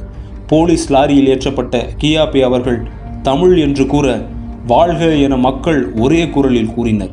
கியாபே கைது செய்யப்பட்ட செய்தி திருச்சி முழுக்க பரவியது. 12 வழக்கறிஞர்கள் அவருக்காக பிணைக்காக விண்ணப்பித்தனர். ஆனால் அவருக்கு பிணை மறுக்கப்பட்டது. திருச்சி சிறையில் காவல் வைக்கப்பட்டார். போராட்டத்தை தூண்டியதான வழக்கில் அவருக்கு 3 மாத சிறையும் 1000 ரூபாய் அபராதமும் விதிக்கப்பட்டது. சிறையில் இருந்தபோது அவர் மகளின் நிச்சயம் நடைபெற்றது. அதில் அவர் கலந்து கொள்ள இயலவில்லை. 20க்கும் மேற்பட்ட மாணவர்கள் உயிரிழந்த ஜனவரி 26 நினைவு நாளாக கொண்டு தன் வாழ்நாளின் இறுதி வரை இறந்தவர்களின் நினைவாக அந்நாளில் உணவு உண்ணாமையும் பேசாமையும் கடைபிடித்து வந்தார் என்பது நினைவு கூறத்தக்கது. முரசொலியில் கார்ட்டூன் படம் மற்றும் கட்டுரை வெளியிட்டதற்காக 16 பிப்ரவரி நள்ளிரவு அன்று கருணாநிதி கைது செய்யப்பட்டார். இரவு 1:30க்கு தூங்கச் சென்ற கருணாநிதியை அதிகாலை எழுப்பி போலீசார் மதுரைக்கு அழைத்துச் சென்றனர். அங்கு தனக்கு நெஞ்சு வலிப்பதாக அவர் கூறியதால் சிகிச்சையும் ஓய்வும் அளிக்கப்பட்டது. ஓய்வுக்கு பின் 18ஆம் தேதி பாளையங்கோட்டை சிறைக்கு மாற்றப்பட்டார் கருணாநிதி. அங்கு மதுரையில் கைது செய்யப்பட்ட பல மாணவ தலைவர்கள் சிறையில் இருந்தனர். 43 நாட்கள் பாளையங்கோட்டை சிறையில் இருந்த கருணாநிதி ஏப்ரல் 4 அன்று ரயில் மூலம் சென்னை அழைத்துச் செல்லப்பட்டு எழும்பூர் நீதிமன்றத்தில் ஆஜர் செய்யப்பட்டார். 57 நாள் சிறைக்கு பின் ஏப்ரல் 15 அன்று விடுதலை செய்யப்பட்டார். தினத்தந்தி அதிபர் சீபா ஆதித்தனார் இந்திய பாதுகாப்பு சட்டத்தின் கீழ் கைது செய்யப்பட்டு கோவையில் தனிச்சிறையில் 91 நாட்கள் சிறை வைக்கப்பட்டார். பிப்ரவரி 25 அன்று விராலிமலை சண்முகம் நஞ்சுண்டு உயிரிழந்தார். தமிழினமே, என் உடலை பார்த்தாவது விழித்தெழு, தமிழுக்கு ஏற்பட்டுள்ள கரையை நீக்கு என தன் கடைசி கடிதத்தில் எழுதியிருந்தார். மார்ச் 2 அன்று கோவை பீளமேட்டைச் சேர்ந்த தண்டபாணி உயிர் தமிழுக்கு, உடல் மண்ணுக்கு என கடிதம் எழுதி வைத்துவிட்டு உயிர் தியாகம் செய்தார். மார்ச் 2ஆம் தேதி விடுதலை எழுதிய பெரியார், 100க்கு 3 பேராக உள்ள பார்ப்பனர்கள் இவ்வளவு கலவரம் செய்தும் கைதாகவில்லையே என்று எழுதினார். இப்போதும் ஹிந்தியை நான் எதிர்க்கத்தான் செய்கிறேன், தமிழ் கெட்டுவிடுமே என்று அல்ல. இனி தமிழில் கெட என்ன பாக்கி இருக்கிறது? நமக்கு ஆங்கில அறிவு வேண்டும் என்பதால் ஹிந்தியை எதிர்க்கிறேன். ஹிந்தி எதிர்ப்பு மொழி பிரச்சனை அல்ல, அரசியல் பிரச்சனை என்றார் பெரியார். மாணவர்களும் அதுதான் கூறினர். ஹிந்தி திணிப்பு மொழி பிரச்சனை மட்டும் அல்ல, அரசியல் பிரச்சனை. ஹிந்தி பேசாத மக்களை 2ஆம் தர குடிமக்களாக ஆக்கும் பிரச்சனை என்று கூறினர்.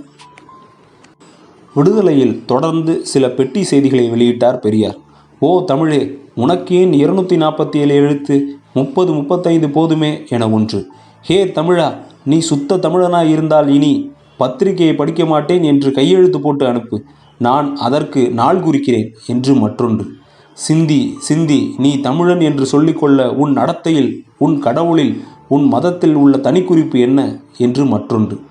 அண்ணா அவர்கள் வளர்ந்துவிடக்கூடாது என்பதிலேயே உன்னிப்பாக இருந்த பெரியார் தமிழர்களுக்கும் தமிழகத்துக்கும் ஹிந்தி திணிப்பால் நடைபெற போகும் தீமையை தன் சொந்த விருப்பு வெறுப்பினால் கவனியாமல் பெரும் வரலாற்று பிழை செய்தார் என்றுதான் சொல்ல வேண்டும். மார்ச் 8ஆம் தேதி கல்லூரிகள் திறக்கப்படும் என அறிவித்தது அரசு. மாணவர்கள் யாரும் செல்லவில்லை. மாணவர் போராட்டத்தை குலைக்கும் வகையில் மாணவர்கள் வகுப்புகளில் கலந்து கொண்டதாக செய்திகள் வெளியிடப்பட்டன. அடுத்ததாக பல்கலைக்கழக தேர்வு தேதிகள் அறிவிக்கப்பட்டன. பெற்றோர்கள் மாணவர்களின் எதிர்காலம் குறித்து அஞ்சினர். மாணவர்களுக்கு இது கடும் நெருக்கடியை ஏற்படுத்தியது. கடுமையான நெருக்கடியில் ஏற்கனவே இருந்த பத்திரிகைகள் மாணவர் போராட்டங்களுக்கு முக்கியத்துவம் அளிக்கவில்லை. 14 மார்ச் ஹிந்தி போராட்டத்தை தற்காலிகமாக ஒத்திவைப்பதாக அறிவித்தன மாணவர் போராட்ட குழுக்கள். ஜனவரி 25 பிப்ரவரி 12 வரை 18 நாட்கள் உள்நாட்டு போர் போல் நடந்த போராட்டத்தில் துப்பாக்கி குண்டுகளுக்கு பலியானவர்கள் கணக்கு அரசால் வெளியிடப்படவில்லை. தினத்தந்தியின் கணக்குப்படி 63 பேர் உயிரிழந்துள்ளதாக உறுதி செய்யப்பட்டுள்ளது. உண்மையில் இறப்பு எண்ணிக்கை 500க்கும் அதிகமாக இருக்கும் என சில கணக்குகள் சொல்கின்றன. காங்கிரஸ், பெரியார், மாப்போசி எதிர்நிலையில் நிற்க திமுக விலகிவிட மாணவர்களால் முன்னெடுக்கப்பட்ட இந்த தனித்துவமான போராட்டம் இந்தியாவையே திரும்பி பார்க்க வைத்தது. சிறுபான்மை மக்களின் உரிமைகளை பெரும்பான்மைவாதம் மூலம் ஒடுக்க முடியாது என ஒற்றை ஹிந்தி ஆட்சி மொழியை வலியுறுத்திய அரசியல்வாதிகளுக்கு புரிய வைக்கப்பட்டது. தன் மொழிக்காக தமிழர்கள் எனும் கூட்டம் தன் இன்னுயிரை துச்சமென தூக்கி எறிந்ததை உலகம் வியப்புடன் பார்த்தது.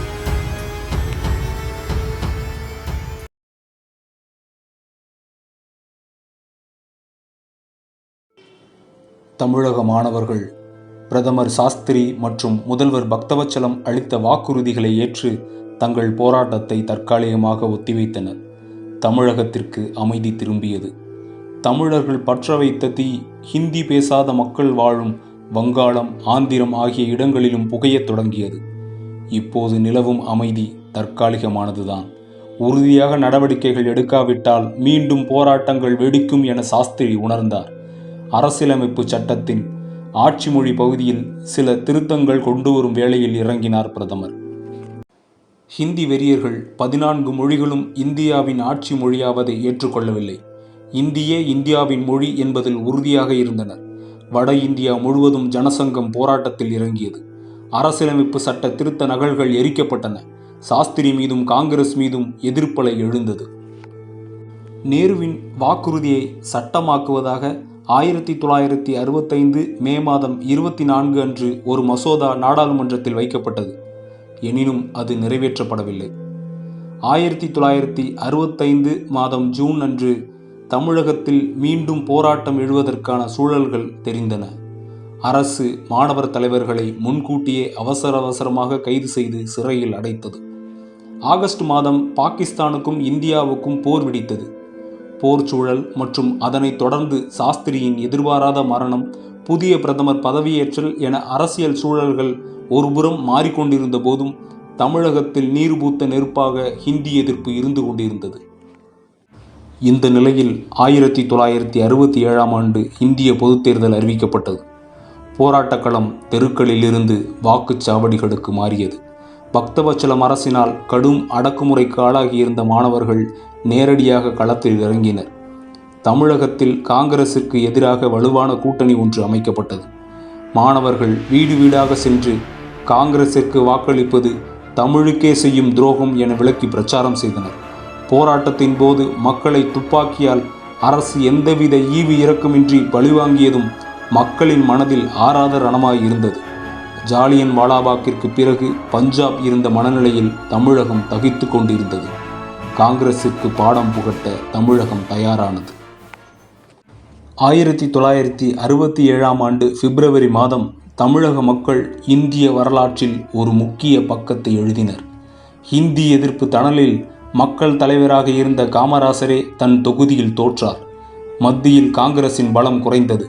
இந்தியாவில் 9 மாநிலங்களில் ஆட்சியை இழந்த காங்கிரஸ் தமிழகத்திலிருந்து முற்றிலுமாக துடைத்தெறியப்பட்டிருந்தது. இந்தியாவில் முதன்முறையாக ஒரு மாநில கட்சி ஆட்சிக்கு வந்தது. தமிழர்களை உலகம் திரும்பி பார்த்தது. பிரதமராக பதவியேற்ற இந்திரா காந்தி காங்கிரஸை மீட்டு எடுக்க மொழி பிரச்சினைக்கு தீர்வு காண்பதுதான் ஒரே தீர்வு என்பதை உணர்ந்தார். 27 நவம்பர் 1967 அன்று ஒன்றிய அரசின் குறிப்பிட்ட செயல்களில் ஆங்கிலம் கூடுதல் மொழியாக தொடர்வதற்கான சட்ட திருத்தம் தாக்கல் செய்யப்பட்டது. ஹிந்தி வெறியர்கள் இதற்கு கூட கடுமையான எதிர்ப்பு தெரிவித்தனர். எதிர்ப்பை மீறி சட்டம் நிறைவேற்றப்பட்டது. ஹிந்தி பேசும் மாநிலங்களில் போராட்டம் வெடித்தது. சட்ட நகல்கள் எரிக்கப்பட்டன. இதனை அடுத்து சில திருத்தங்களுடன் 1968 ஜனவரியில் சட்டம் நிறைவேற்றப்பட்டது. நேருவின் வாக்குறுதியை நிறைவேற்றி விட்டதாக காங்கிரஸ் தலைவர்கள் கூறிக்கொண்ட போதும் உண்மையில் இந்த சட்டம் ஒரு கண்துடைப்பாகவே இருந்தது. அட்டவணையில் உள்ள 14 மொழிகளுக்கும் சம அந்தஸ்து அளித்து ஆட்சி மொழிகள் ஆக்குவதே நியாயம். ஆனால் இந்த திருத்தமோ ஹிந்தி ஆட்சி மொழி, ஆங்கிலம் சில செயல்களுக்கு மட்டும் கூடுதல் மொழி என்ற அளவில் மட்டுமே இருந்தது. அனைத்து மொழிகளும் ஆட்சி மொழியாக்குவது பற்றி வாய்கூட திறக்கவில்லை. ஒன்றிய அரசு பணிகளில் முதல் கட்டத்தில் ஹிந்தி அறிவு அவசியமில்லை என கூறியது. இது மறைமுகமாக அடுத்த நிலைகளில் ஹிந்தி கட்டாயம் என கூறுவதே ஆகும். பள்ளிகளில் மும்மொழி திட்டத்தை கொண்டு வரச் சொன்னது. மறைமுகமாக இந்த சட்ட திருத்தமும் சொன்னது இந்தியாவின் மொழி, ஹிந்தி பேசாதோர் இரண்டாம் தர குடிமக்கள். இச்சட்டத்தின் நோக்கத்தையும் தீவிரத்தையும் உணர்ந்த மாணவர்கள் மீண்டும் களத்தில் இறங்கினர். தமிழகம் முழுக்க போராட்டங்கள் வெடித்தன. ஒன்றிய அரசு அலுவலகங்கள் தாக்கப்பட்டன. ரயில் நிலையங்கள், தபால் நிலையங்களில் ஹிந்தி பெயர்கள் தார்பூசி அழிக்கப்பட்டன. ரயில் பெட்டிகளுக்கு தீ வைக்கப்பட்டது. போராட்டம் தீவிரமடைந்து கொண்டிருந்தது. அப்போது முதல்வராக இருந்த அறிஞர் அண்ணா ஆடிப்போனார். ஹிந்தி எதிர்ப்பை பிரதானமாக வைத்து ஆட்சிக்கு வந்திருந்த திமுக அரசு சங்கடத்தில் சிக்கியது. மாணவர்களே, இது உங்களின் அரசு, போராட வேண்டாம் என அறைகூவல் விடுத்தார் அண்ணா. திமுக அரசு கலைக்கப்படுமோ என்ற அச்சம் திமுகவினருக்கு வந்தது. இதனால் மாணவர்களை சமாதானப்படுத்தும் செயலில் இறங்கினர் திமுகவினர். ஆனால் தமிழ் வாழ்க, ஹிந்தி ஒழிக என்ற கோஷங்களுடன் களத்தில் இறங்கினர் மாணவர்கள். சென்னை சென்ட்ரல் நிலைய முற்றுகை போராட்டத்திற்கு அமைச்சர்களே நேரில் வந்து மாணவர்களுடன் பேச்சுவார்த்தை நடத்தினர். 19 டிசம்பர் முதல் 21 டிசம்பர் வரை நடந்த மாணவர்கள் போராட்டத்தால் தமிழகம் ஸ்தம்பித்தது. ஹிந்தி எதிர்ப்புக்கு காரணம் திமுகவே என்று கூறிக்கொண்டிருந்த காங்கிரஸ் இப்பொழுது உண்மையை உணர்ந்திருக்கும். மாணவர்களே ஹிந்தி எதிர்ப்பு போராட்டத்திற்கு முக்கிய காரணம் என்பதை. பக்தவச்சலம் மாணவர்களை முதலில் புறக்கணித்ததே போராட்டத்திற்கு முக்கிய காரணம் என்பதை உணர்ந்த அண்ணா மாணவர்களுடன் பேச்சுவார்த்தைக்கு அழைப்பு விடுத்தார். பக்தவச்சலம் செய்த தவறை தான் செய்துவிடக்கூடாது என்பதில் விழிப்பாக இருந்தார் அண்ணா. முதல்வர் அண்ணாவை சந்தித்த மாணவர்கள் சில முக்கிய கோரிக்கைகளை முன்வைத்தனர். தமிழும் மற்ற தேசிய மொழிகளும் இந்திய ஆட்சி மொழிகளாக ஏற்கப்படும் வகையில் அரசியல் சட்டம் திருத்தப்பட வேண்டும். தமிழகத்தில் பள்ளிகளில் ஹிந்தி கட்டாய பாடமாகவோ விருப்ப பாடமாகவோ எவ்வகையிலும் இருக்கக்கூடாது. NCC உள்ளிட்டவற்றில் ஆணை சொற்கள் ஹிந்தியில் இருக்கக்கூடாது. இந்த கோரிக்கைகளை தமிழக சட்டமன்றத்தில் நிறைவேற்றினார் அண்ணா. பள்ளிகளில் இருமொழி திட்டம் 23 ஜனவரி 1968 அன்று சட்டமாக்கப்பட்டது. மாணவர்கள் வைத்த 3 கோரிக்கைகளில் 2 கோரிக்கைகள் மத்திய அரசின் கட்டுப்பாட்டில் உள்ளவை.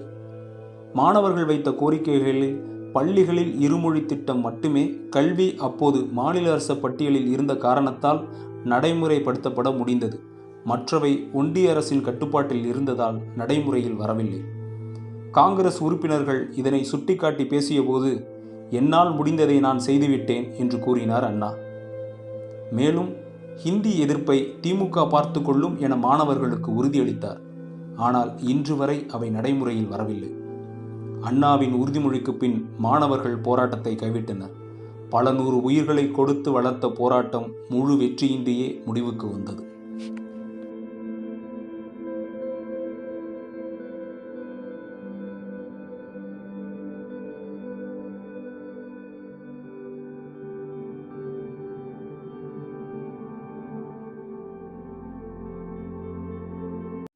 இன்றைய நிலையில் ஆட்சி மொழி சட்டத்தின்படி இந்தியே இந்தியாவின் ஆட்சி மொழி. ஹிந்தி பரப்புதல் ஒன்றிய அரசின் கடமைகளில் ஒன்றாக இருக்கிறது. ஆங்கிலம் கூடுதல் மொழியாக தொடர்வது சட்ட திருத்தத்தின் மூலம் எளிதாக அகற்றப்பட முடியும் என்ற நிலைதான் இருக்கிறது. கல்வி பொதுப்பட்டியலுக்கு மாற்றப்பட்ட பின் இருமொழி கொள்கையை ஒழிப்பதும் அவ்வளவு கடினமானது அல்ல. NCC கட்டளை சொற்களும் ஹிந்தியிலேயே இப்போதும் தொடர்கின்றன. அரசியலமைப்பு சட்டத்தில் இந்தியின் சிறப்பு இடம் திருத்தப்படாத நிலையில் ஹிந்தி திணிப்பு இன்றும் வெவ்வேறு விதங்களில் நடைபெற்று கொண்டுதான் இருக்கிறது.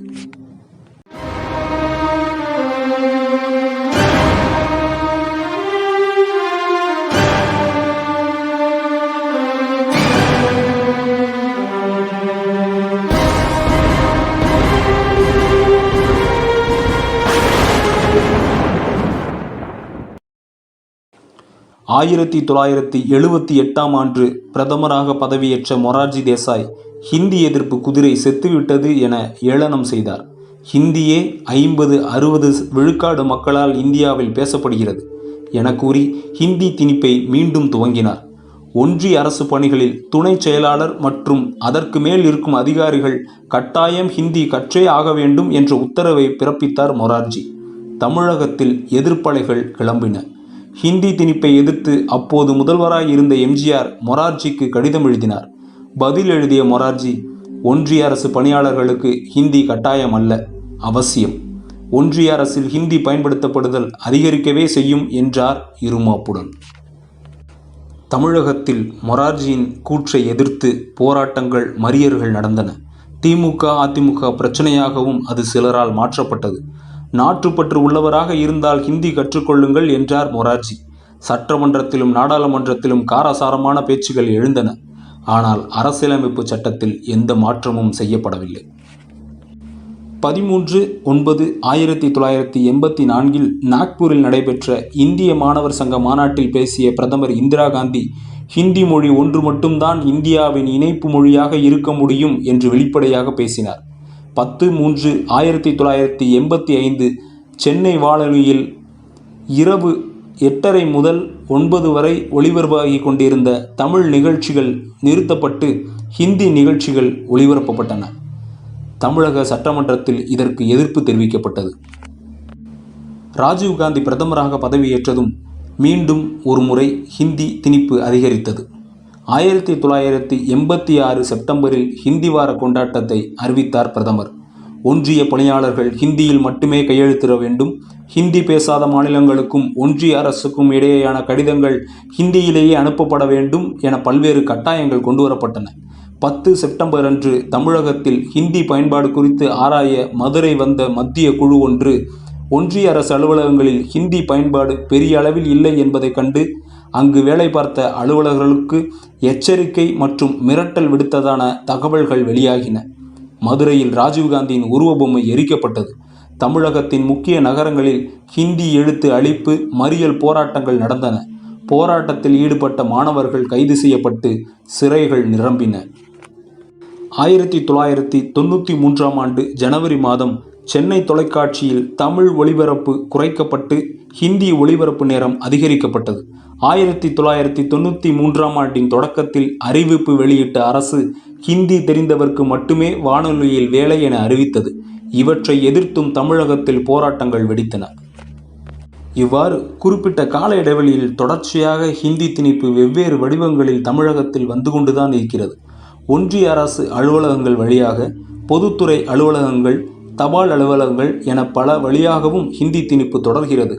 ஆயுள் காப்பீட்டு திட்டங்களின் பெயர்கள், ஒன்றிய அரசு திட்டங்களின் பெயர்கள், புதிய ரயில் வகைகளின் பெயர்கள் என அனைத்தும் ஹிந்தியிலேயே வைக்கப்படுவது கூட இந்தியின் மேலாண்மையை நிறுவும் வகையிலேயே செய்யப்படுகிறது என்ற குற்றச்சாட்டு உள்ளது.